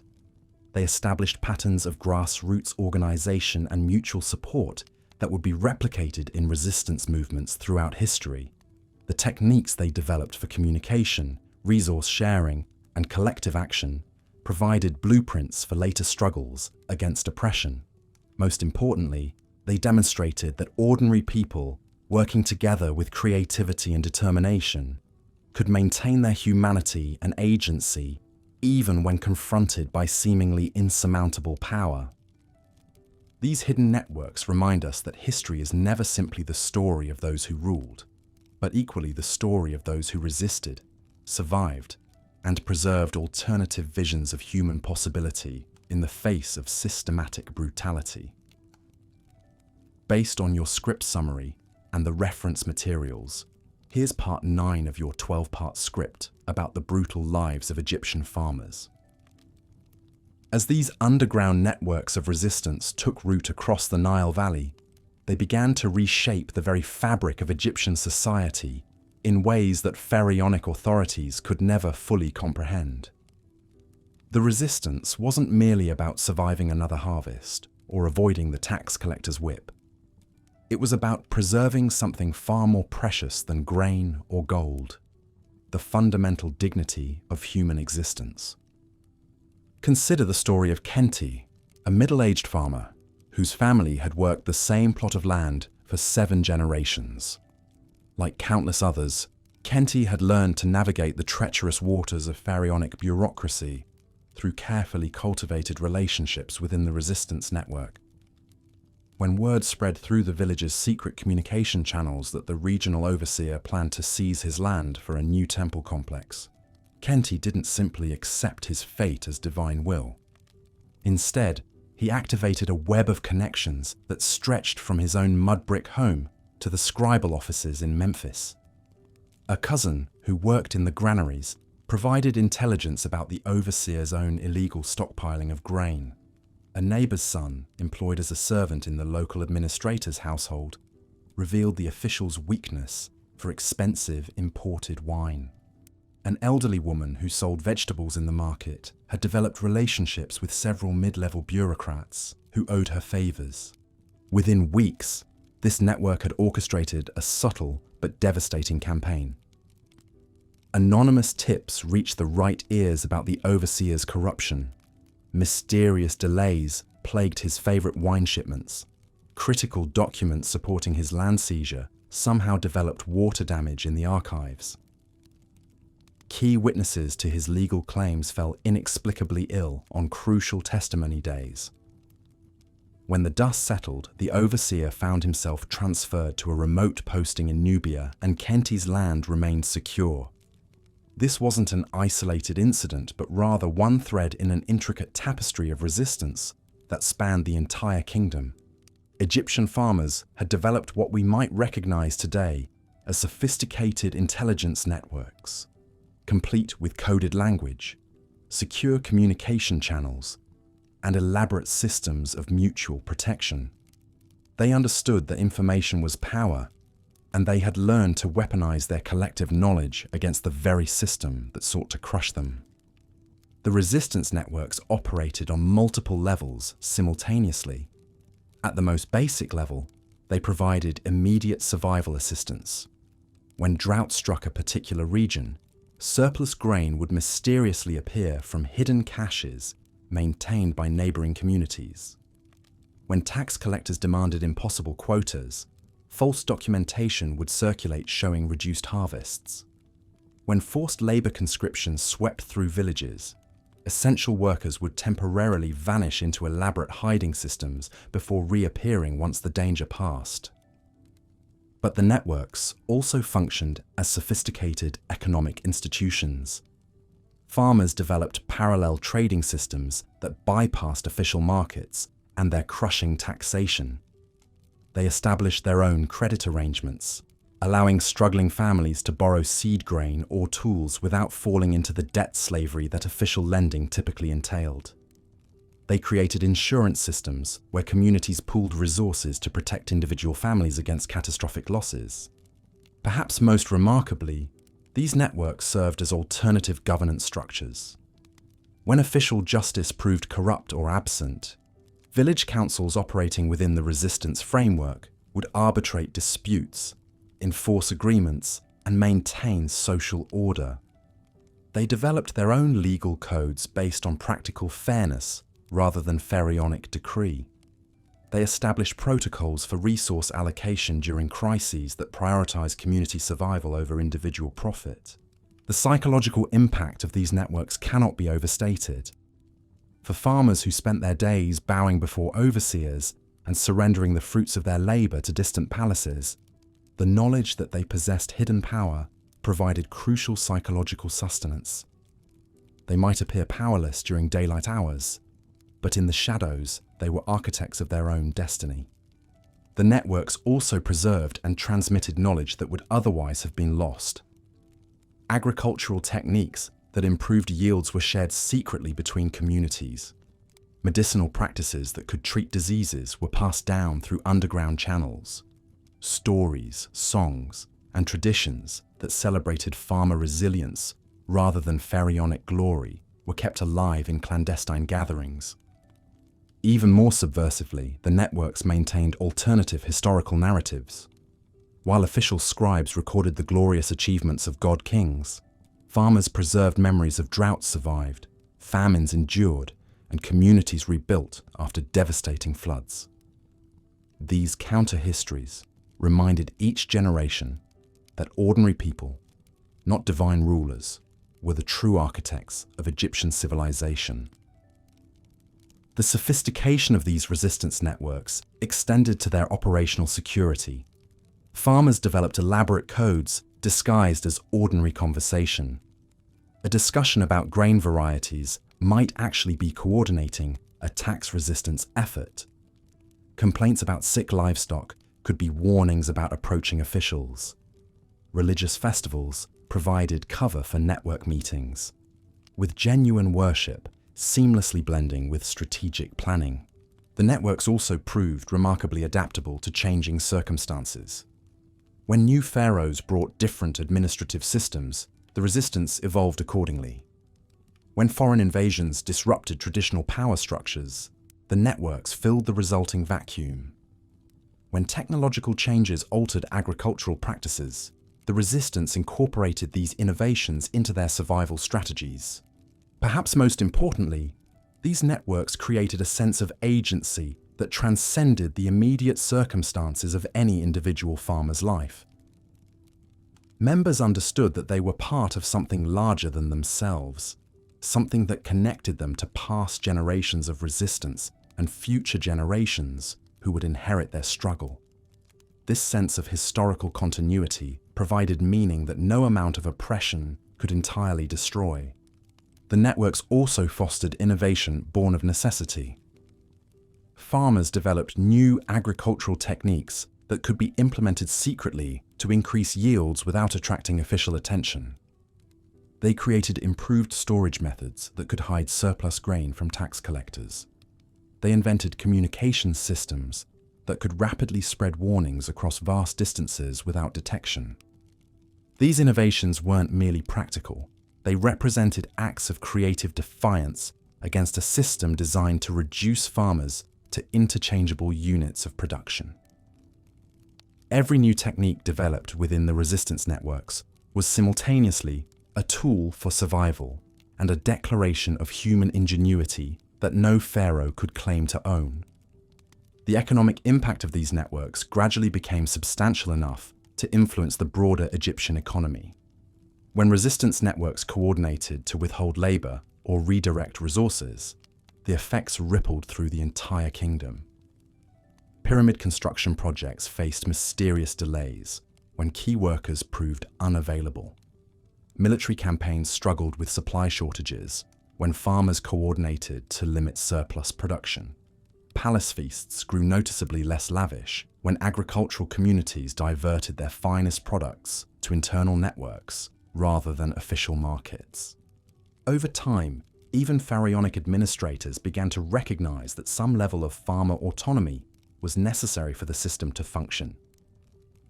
Rather than crushing every trace of resistance, smart officials learned to tolerate and even indirectly negotiate with these networks. This created a complex dynamic where official oppression and underground resistance existed in a kind of equilibrium, each side understanding the limits of what the other would accept. The networks also created opportunities for social mobility that the official system denied. Farmers who demonstrated exceptional skill in organizing resistance activities might find themselves elevated to leadership positions within their communities. Intelligence gathering, strategic planning, and network coordination became pathways to influence and respect that existed entirely outside the pharaonic hierarchy. Women played particularly crucial roles in these networks, often serving as the primary coordinators of information flow between households. The official system largely ignored women's activities, making them ideal for carrying messages, hiding resources, and maintaining the social connections that held communities together. Many of the most effective resistance leaders were women whose official invisibility became their greatest asset. Children, too, were integrated into the networks from an early age, learning the skills of survival and resistance alongside traditional farming techniques. They grew up understanding that surface compliance and hidden defiance weren't contradictory, but complementary strategies for maintaining human dignity in an oppressive system. The religious dimensions of these networks added another layer of complexity. While farmers participated in official religious ceremonies as required, they also maintained spiritual practices that celebrated their own relationship with the land and the gods. These alternative religious traditions emphasized the sacred nature of agricultural work and the divine justice that would ultimately vindicate the oppressed. These spiritual beliefs provided both comfort and justification for resistance activities. Farmers understood themselves to be serving divine will when they protected their communities, preserved their traditions, and resisted unjust demands. This religious framework transformed practical resistance into sacred duty, creating a moral foundation that sustained the networks through generations of struggle. The long-term impact of these resistance networks extended far beyond the immediate relief they provided to individual farmers. They created institutional knowledge about how oppressed communities could organize for mutual support and collective action. They demonstrated that even the most powerful authoritarian systems contained vulnerabilities that organized resistance could exploit. They proved that ordinary people possessed the intelligence, creativity, and determination necessary to challenge seemingly invincible hierarchies. As we approach the end of our exploration of Egyptian farmer resistance, it becomes clear that these networks represented far more than mere survival strategies. They were laboratories of human potential, spaces where ordinary people could experiment with alternative forms of social organization, economic cooperation, and political decision-making. They were universities where each generation learned lessons about power, justice, and human dignity that no pharaonic school would ever teach. The farmers who built and maintained these networks understood something that their oppressors never grasped: that human beings possess an irreducible core of dignity and agency that no amount of force can entirely destroy. Their resistance wasn't simply about preserving their physical lives, but about maintaining their humanity in a system designed to reduce them to mere instruments of production. In their quiet defiance, their hidden cooperation, and their persistent hope for something better, these farmers embodied the enduring truth that ordinary people, working together, possess the power to shape their own destiny, regardless of the obstacles arrayed against them. Their legacy reminds us that even in the darkest circumstances, the human spirit finds ways to resist, to create, and to hope. Based on the reference materials you've provided, here's part 10 of the 12-part script on Boring History: The Brutal Lives of Egyptian Farmers. As we've seen, the Egyptian farming class had developed remarkable networks of resistance that operated like arteries beneath the visible body of the state. These underground systems of mutual aid, secret knowledge, and covert defiance had sustained them for generations.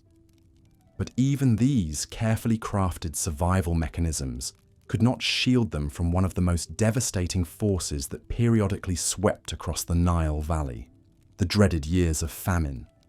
When the annual flood failed to arrive, or came too weak, or raged too violently, the consequences rippled through Egyptian society with the force of a divine curse. The farmers, who lived closest to the knife's edge of survival, felt these disasters first and most brutally. Yet it was precisely during these times of crisis that their hidden networks proved most vital and their quiet defiance most necessary. Picture the scene when the Nile's waters receded in late summer, revealing not the rich, dark silt that farmers prayed for, but cracked, barren earth stretching endlessly toward the horizon. The officials would still demand their quotas, The temples would still require their offerings. The pharaoh's granaries would still need filling. But the land, that eternal provider, had turned treacherous. In a normal year, an Egyptian farming family might expect to keep perhaps 1/5 of what they grew. The rest disappeared into the vast machinery of the state. Taxes, tribute, forced labor obligations, temple offerings, and the countless other demands that rained down upon them like locusts. But when famine struck, even that meager portion vanished. Families who had worked the same plots for generations suddenly found themselves staring at empty storage jars and calculating how many days their children might survive on what remained. The official records, carved in stone and written on papyrus, tell us little about these human tragedies. They speak in cold numbers: reduced harvests, lowered tax assessments, administrative adjustments. But between these lines lies an ocean of suffering that the scribes never bothered to record. Mothers grinding lotus seeds and papyrus roots into flour. Fathers trading precious family heirlooms for handfuls of grain. Children with swollen bellies and hollow eyes, their growth permanently stunted by malnutrition. Yet even in these darkest hours, the farmers' underground networks revealed their true purpose. When the state's protection proved worthless, when the pharaoh's divine power offered no relief from empty stomachs, it was these hidden bonds of solidarity that kept communities alive. Families who had managed to hide away emergency stores would quietly share with their neighbors. Villages would pool their remaining resources, creating communal kitchens where a single pot of thin gruel might feed dozens of people. The farmers had learned, through bitter experience, that survival depended not on the mercy of their rulers, but on their ability to care for one another. They developed elaborate systems for identifying families in desperate need, using coded messages and secret signals that bypassed official channels entirely. A particular arrangement of stones near a doorway might indicate that children inside were starving. A specific way of hanging laundry could signal that a family had surplus to share. These networks operated with remarkable efficiency precisely because they had been forced to develop in secret. Unlike the cumbersome bureaucracy of the state, which moved slowly and demanded endless documentation, the farmers' mutual aid systems could respond within hours.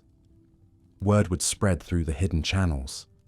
A family in the next village had found a cache of wild plants that could be ground into edible paste. A fisherman had caught more than his quota and was willing to trade. A woman knew where reeds grew that could be woven into baskets to trade for food. But perhaps most remarkably, these famine networks served as schools for resistance. When people are reduced to the most basic struggle for survival, the illusions that normally sustain oppressive systems begin to crumble. Farmers who had spent their lives accepting the divine right of pharaohs suddenly found themselves asking uncomfortable questions. If the king was truly a god, why did he not stop the famine? If the priests could speak to the gods, why did their temples remain full while children starved? During these crisis periods, the farmers' hidden networks became conduits, not just for food and aid, but for dangerous ideas. Stories would circulate about officials who lived in luxury while their subjects died. Plans would form for collective action, entire villages refusing to hand over their seed grain, even if it meant facing punishment. Workers abandoning construction projects to search for food, despite the threat of violence from overseers. The state, of course, was not blind to these developments. During famines, the authorities would often respond with increased surveillance and harsher punishments, trying to maintain control over a population pushed to the breaking point. But they faced an impossible task. How do you intimidate people who are already dying? How do you threaten starvation against those who have nothing left to lose? Some of the most powerful acts of resistance recorded in Egyptian history occurred during these famine years. Workers would simply walk away from royal projects, heading home to tend to their dying families. Entire communities would abandon their villages, moving en masse to search for better conditions elsewhere. These weren't organized rebellions in the traditional sense, but something perhaps more threatening: the quiet collapse of the social contract that held the system together. The farmers learned to read the signs of impending disaster with an expertise that rivaled any court astronomer. They knew which birds disappeared before a poor flood, which plants withered when the rains would fail, which wind patterns brought hope, and which brought despair. This knowledge, passed down through generations and refined by bitter experience, gave them precious months to prepare for the worst. They developed techniques for preserving food that could stretch meager supplies through the longest famines. They knew which weeds and wild plants could substitute for grain, which tree barks could be ground into flour, which insects and small animals could provide protein when livestock died. They created elaborate systems for rationing water, for maintaining seed grain through the darkest times, for keeping hope alive when death seemed inevitable. But perhaps most importantly, they learned to maintain their humanity in the face of dehumanizing circumstances. The networks that sustained them through famines weren't just about physical survival. They were about preserving dignity, community, and hope. Families would share their last piece of bread, not because they had to, but because they chose to. Communities would care for orphan children, not because the state demanded it, but because they refused to let the bonds that held them together be broken by hunger. These acts of solidarity, repeated thousands of times across thousands of villages over thousands of years, represented a form of resistance that no pharaoh could crush. They demonstrated that even in the most extreme circumstances, people could choose compassion over cruelty, community over competition, love over fear. They proved that the human spirit, however battered and bruised, could not be permanently broken. When the good years returned, as they eventually did, these famine networks didn't simply disappear. They evolved, adapting to new circumstances while maintaining their essential purpose. The bonds forged in crisis became the foundation for ongoing resistance. The skills learned in desperation became tools for daily survival. The trust built through shared suffering became the bedrock of an alternative society that existed in the shadows of official power. The farmers understood something that their rulers never quite grasped: that true security came not from the accumulation of wealth or the exercise of power, but from the knowledge that others would stand with you when everything else failed. They had created, through necessity and choice, a system of mutual aid that was more reliable than any government, more enduring than any dynasty, more powerful than any army. This was their greatest act of defiance, the refusal to let the brutal logic of their world turn them into brutes themselves. In a society built on exploitation and maintained through violence, they had managed to preserve islands of humanity. In a system designed to isolate and weaken them, they had found ways to connect and strengthen each other. In a world that treated them as expendable, they had created communities where every life mattered.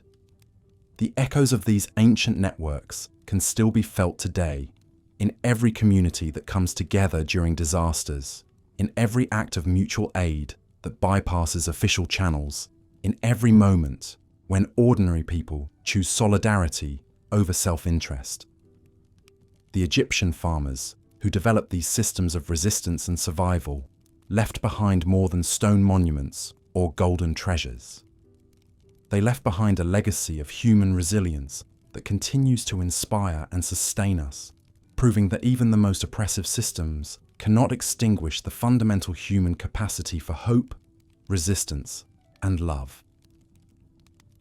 Here's part 11 of your script, focusing on the brutal lives of Egyptian farmers. But these resistance networks, no matter how sophisticated, could not shield Egyptian farmers from the daily brutality that defined their existence. Every sunrise brought fresh torment to those who worked the land along the Nile. The Egyptian agricultural system operated like a massive grinding wheel. crushing human lives to produce wealth for the pharaoh and his elite circle. Consider the life of Katie, a typical farmer during the Middle Kingdom period. His day began before dawn, when the air still carried a hint of coolness from the desert night. By the time the sun crested the horizon, he was already knee-deep in the muddy fields, his bare feet sinking into the irrigation channels that crisscrossed his assigned plot. The water was often contaminated with human and animal waste, breeding grounds for parasites that would burrow into his skin and cause debilitating infections. Katie's tools were primitive even by ancient standards. His wooden plough, pulled by emaciated oxen, barely scratched the surface of the hardened earth. The iron blade, if he was fortunate enough to have one, was dull and chipped from constant use. More often, he worked with implements made of fire-hardened wood and stone, tools that would have been familiar to farmers from 1,000 years earlier. The Egyptian farming calendar was merciless in its demands. During the flood season, when the Nile overflowed its banks, farmers like Katie were pressed into service on massive construction projects. They hauled limestone blocks for pyramids, dug canals for irrigation systems, and built granaries to store the grain they would never taste. The work was backbreaking, performed under the scorching sun with minimal food and water. Overseers carried whips and used them liberally on anyone who showed signs of fatigue or rebellion. When the floods receded, the real agricultural work began. The fertile black soil, enriched by Nilotic silt, had to be prepared quickly before it dried into concrete-hard clay. Farmers worked in teams, breaking up the earth with hoes and mattocks, while the moisture remained. This was perhaps the most physically demanding period of the farming year. Men collapsed from exhaustion, their bodies simply unable to cope with the relentless pace demanded by the overseer's schedule. The planting season brought its own horrors. Seeds were precious, strictly rationed by government officials, who counted every grain of barley and wheat. Farmers who spilled seed or failed to achieve optimal planting density faced severe punishment. The work required constant bending and squatting, motions that left permanent damage to spines and joints. Many farmers developed a characteristic hunched posture from decades of this labor, their bodies literally shaped by their oppression. But it was during harvest time that the true brutality of the Egyptian agricultural system revealed itself. The grain belonged entirely to the pharaoh's administration. Farmers who had sweated and bled to grow the crops were forbidden from consuming any significant portion of their harvest. Tax collectors, accompanied by soldiers, arrived at each field with measuring baskets and detailed records. They took not just the official tax rate, which was already crushing, but often demanded additional voluntary contributions for various festivals, military campaigns, or construction projects. The measuring process itself was rigged against the farmers. Official baskets were often larger than the standard size, meaning farmers had to provide more grain than technically required. Collectors frequently claimed that grain was of poor quality and demanded additional amounts to meet their quotas. Those who protested faced immediate violence. Archaeological evidence from worker villages shows numerous skeletons, with healed fractures consistent with beatings administered by clubs and staffs. Egyptian farmers lived in constant fear of famine, despite working in one of the world's most fertile regions. When Nile floods were insufficient, crop yields dropped dramatically. But the tax burden remained unchanged. Farmers were still expected to deliver their full quotas to government granaries, even if it meant their families would starve. The state showed no mercy during these crisis periods. Officials reasoned that maintaining the pharaoh's divine status and the kingdom's military strength took precedence over the survival of individual farming families. The housing provided to agricultural workers was deliberately designed to be temporary and uncomfortable. Most farmers lived in mud brick hovels that measured no more than 10 feet square. These structures housed entire families, often including elderly relatives and young children. There was no privacy, no protection from the elements, and no sanitation. Diseases spread rapidly through these cramped quarters. Infant mortality rates in farming communities often exceeded 50%. The diet of Egyptian farmers was carefully calculated to provide just enough nutrition to maintain productivity, while preventing any accumulation of strength that might lead to rebellion. The basic ration consisted of bread made from coarse barley, supplemented with onions, garlic, and occasionally dried fish. This diet was severely deficient in protein and essential vitamins. Many farmers developed night blindness from vitamin A deficiency, joint problems from lack of calcium, and chronic fatigue from iron deficiency anemia. Water, despite the proximity of the Nile, was often contaminated and dangerous to drink. Farmers were required to use irrigation channels for drinking water, the same channels that carried agricultural runoff, human waste, and decomposing organic matter. Waterborne diseases were endemic. Schistosomiasis, caused by parasitic worms, affected virtually every farmer along the Nile. The disease caused chronic pain, organ damage, and eventually death. Egyptian medical papyri describe the symptoms in detail, but offer no effective treatments. The social isolation of farmers was as deliberate as their physical oppression. They were forbidden from traveling without official permits, preventing them from organizing across different agricultural districts. Families were frequently separated when adult men were conscripted for construction projects or military service. Children were often taken from their parents at young ages to serve in temples or noble households. These separations served the dual purpose of providing cheap labor for elite institutions while breaking down family bonds that might serve as foundations for resistance. Perhaps most tragically, the Egyptian agricultural system destroyed farmers' connection to the land they worked. In many ancient societies, farmers developed deep spiritual and emotional relationships with their fields, viewing agriculture as a sacred partnership between human effort and natural forces. But Egyptian farmers were explicitly told that they were temporary caretakers of the pharaoh's property. They had no ownership rights, no guarantee that they would work the same fields from year to year, and no hope that their children would inherit anything beyond a life of agricultural servitude. The psychological toll of this system was devastating. Egyptian farmers lived without hope of improvement, without the possibility of accumulating property or wealth, and without any meaningful control over their daily lives. They existed in a state of perpetual uncertainty, never knowing whether the next day would bring a beating from an overseer, conscription for a military campaign, or separation from their families. This chronic stress manifested in various physical and mental health problems that are visible in the archaeological record. Religious practices among Egyptian farmers reflected their desperate circumstances. While official state religion focused on the pharaoh's divine nature and the glory of the afterlife for the elite, farmers developed their own spiritual traditions centered on survival and protection. They created small shrines to protective deities, performed rituals designed to ward off disease and famine, and developed elaborate funeral practices that promised a better existence after death.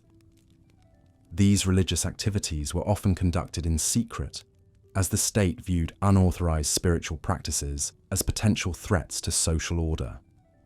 The clothing and personal possessions of Egyptian farmers tell a story of systematic deprivation.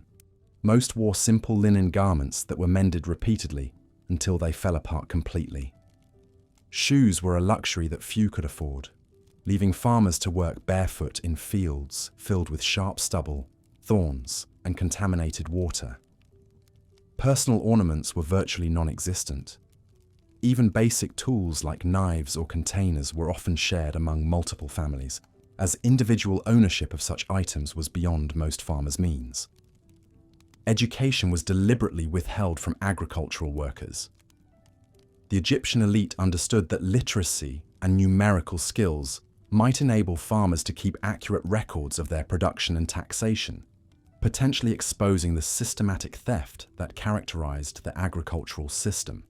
Farmers were forbidden from learning to read hieroglyphic or hieratic scripts.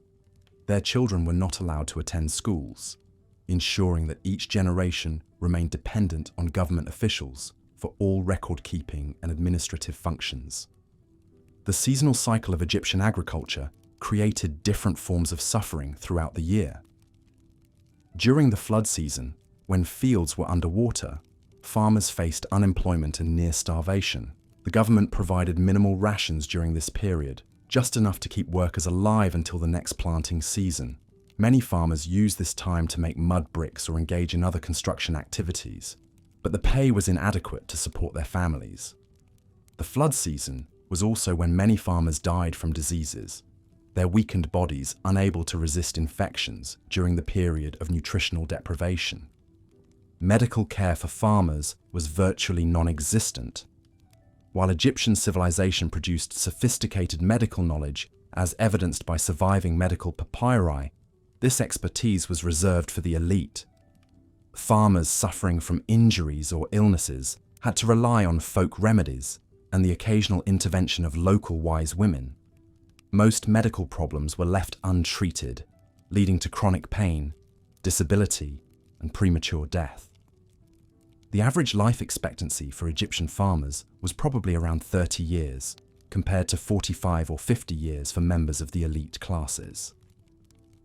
The Egyptian state's control over farmers extended even to their deaths. When farmers died, their bodies often became property of the state, used for mummification experiments or anatomical study. Families were rarely allowed to conduct proper burial ceremonies according to their own traditions. Instead, dead farmers were typically buried in mass graves or simple pit burials, without the elaborate preparations that were considered essential for a successful journey to the afterlife. Yet even in the face of such systematic brutality, Egyptian farmers found ways to preserve their humanity and dignity. They developed complex oral traditions that passed down agricultural knowledge, historical memories, and cultural values from generation to generation. They created informal systems of mutual aid that helped families survive during periods of particular hardship. And they maintained their resistance networks, constantly adapting their methods to evade state surveillance and repression. These farmers were the foundation upon which one of history's greatest civilizations was built. Their suffering and sacrifice made possible the pyramids, the temples, the art and the literature that we admire today. But their individual stories, their daily struggles, and their remarkable resilience in the face of overwhelming oppression deserve to be remembered as more than just footnotes to the achievements of their oppressors. They were human beings who endured unimaginable hardship while maintaining their essential humanity, and their legacy is one of courage, endurance, and the unbreakable human spirit. Here is part 12 of the 12-part script for Boring History: The Brutal Lives of Egyptian Farmers. As we reach the final chapter of our exploration into the brutal lives of Egyptian farmers, we must acknowledge that their story extends far beyond the immediate suffering we have documented.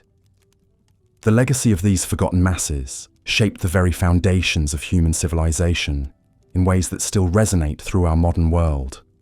Their struggles, their innovations born of desperation, and their quiet acts of defiance created ripples that would eventually transform the ancient world and challenge the seemingly eternal power structures that had defined their existence for millennia. The resistance networks we have explored throughout this series were not merely survival mechanisms. They were the seeds of something far more profound. Within the hidden knowledge shared between farmers, the covert preservation of grain stores, and the subtle acts of sabotage against state projects, we can trace the earliest forms of organized opposition to absolute power. These farmers, despite their position at the bottom of the social hierarchy, possessed something that their rulers could never fully control: the understanding that their labor was the foundation upon which the entire empire rested. This realization, passed down through generations of oppressed farmers, would eventually manifest in more organized forms of resistance. The great slave revolts that periodically shook the ancient world drew their inspiration and leadership from the agricultural laborers who had learned, through centuries of hardship, how to organize, how to hide resources, and how to strike at the heart of the system that exploited them. The knowledge of when to plant and when to withhold labor, when to comply and when to resist, became a form of power that no pharaoh could legislate away. The spiritual traditions maintained by Egyptian farmers also evolved into something far more significant than simple religious observance. Their emphasis on the cyclical nature of life, death, and rebirth, informed by their intimate connection to the agricultural cycle, provided a philosophical framework that challenged the divine authority of their rulers. While pharaohs claimed to be gods, farmers knew that even gods were subject to the laws of nature, to seasons of plenty and seasons of want. This understanding fostered a worldview that recognized the temporary nature of all earthly power, including that of their oppressors. The preservation of cultural practices, songs, stories, and folk wisdom among farming communities created an alternative narrative to the official propaganda of the state. These counter-narratives often contained coded criticisms of the ruling class, celebrations of ordinary heroism, and visions of a more just world. The stories told around cooking fires in farmer hovels were fundamentally different from the heroic tales carved into temple walls. They spoke of the dignity of labor, the value of community solidarity, and the ultimate triumph of persistence over power. Perhaps most significantly, the innovations developed by Egyptian farmers out of necessity would eventually spread throughout the ancient world and beyond. The irrigation techniques perfected under conditions of extreme resource scarcity, the crop rotation methods developed to maximize yields from exhausted soil, and the food preservation technologies created to survive artificial famines would become foundational technologies for agricultural societies across the globe. Knowledge that began as desperate survival strategies would eventually feed empires and support civilizations far removed from the Nile Valley. The organizational structures developed within farming communities also provided models for other forms of collective action. The informal networks of mutual aid, the systems for sharing information and resources, and the methods for making collective decisions without alerting state authorities would later inform the development of guilds, religious movements, and eventually political organizations that challenged the absolute power of monarchs and aristocrats. Even the psychological resilience developed by Egyptian farmers became a form of cultural inheritance that influenced subsequent generations. The ability to maintain hope in the face of systematic oppression, to find meaning in small acts of kindness and solidarity, and to preserve human dignity under dehumanizing conditions, became part of the cultural DNA of communities throughout the Mediterranean world and beyond. This resilience would prove crucial during later periods of conquest, colonization, and social upheaval. The economic knowledge accumulated by farmers also had far-reaching consequences. Their understanding of the real value of labor, the true cost of agricultural production, and the mechanisms by which wealth was extracted from producers eventually informed more sophisticated critiques of economic exploitation. The farmers, who could calculate exactly how much of their harvest was taken by the state and how little was left for their families, possessed a practical understanding of economic injustice that would later be formalized into economic and political theories. The gender dynamics within farming communities, where women played crucial roles in food production, preservation, and distribution, created alternative models of social organization that contrasted sharply with the male-dominated hierarchies of the state and temple systems. The respect accorded to women's knowledge of agriculture, medicine, and household management within farming communities provided examples of more egalitarian social arrangements that would influence later social movements and religious reforms. The environmental knowledge preserved by farming communities also proved invaluable to later civilizations. Their understanding of sustainable agricultural practices, developed out of necessity when faced with soil depletion and environmental degradation caused by intensive exploitation, provided crucial insights for societies grappling with similar challenges. The traditional ecological knowledge maintained by farmers often proved more reliable than the grand schemes of rulers and their advisors. The impact of Egyptian farming communities extended beyond the ancient world through the migration and displacement that characterized the later periods of Egyptian history. As political upheavals, foreign conquests, and economic disruptions forced farming families to abandon their ancestral lands, they carried their knowledge, traditions, and organizational methods to new regions. These diaspora communities became conduits for the transmission of agricultural techniques, cultural practices, and social innovations across vast distances. The influence of Egyptian farmers can also be traced through the religious movements that emerged from agricultural communities. The emphasis on cyclical time, the sanctity of labor, and the ultimate justice of natural law that characterized farmer spirituality influenced the development of various religious and philosophical traditions. The idea that the last shall be first, that the meek shall inherit the earth, and that true wealth lies in community solidarity, rather than individual accumulation, can be traced back to the worldview developed by oppressed agricultural communities. The artistic and cultural contributions of farming communities, though largely unrecorded in official histories, profoundly influenced the development of popular culture throughout the ancient world. The songs, stories, decorative arts, and festivals created by farmers provided alternative aesthetic traditions that celebrated different values than those promoted by state and temple art. These popular cultural forms often emphasized humor, irony, and subtle subversion rather than the grandeur and intimidation that characterized official culture. The technological innovations developed by farming communities also had unexpected applications beyond agriculture. The engineering solutions devised for irrigation, the materials science developed for tool making, and the organizational methods created for coordinating collective labor provided foundations for developments in construction, manufacturing, and administration that would benefit later civilizations. Perhaps most importantly, the Egyptian farmers demonstrated that human dignity and creativity could survive even under the most oppressive conditions. Their ability to maintain family bonds, preserve cultural traditions, and find moments of joy and beauty in lives of grinding hardship provided a powerful testimony to the resilience of the human spirit. This example would inspire later generations facing their own struggles against oppression and exploitation. The legacy of Egyptian farmers also lies in their demonstration that seemingly powerless people could, through organization and persistence, exert significant influence on the course of history. Their quiet resistance helped to undermine the foundations of absolute power. Their innovations contributed to technological progress, and their cultural creativity enriched human civilization. They proved that history is not made only by the powerful, but by the countless ordinary people who choose to resist, to preserve, and to create, despite the obstacles placed in their path.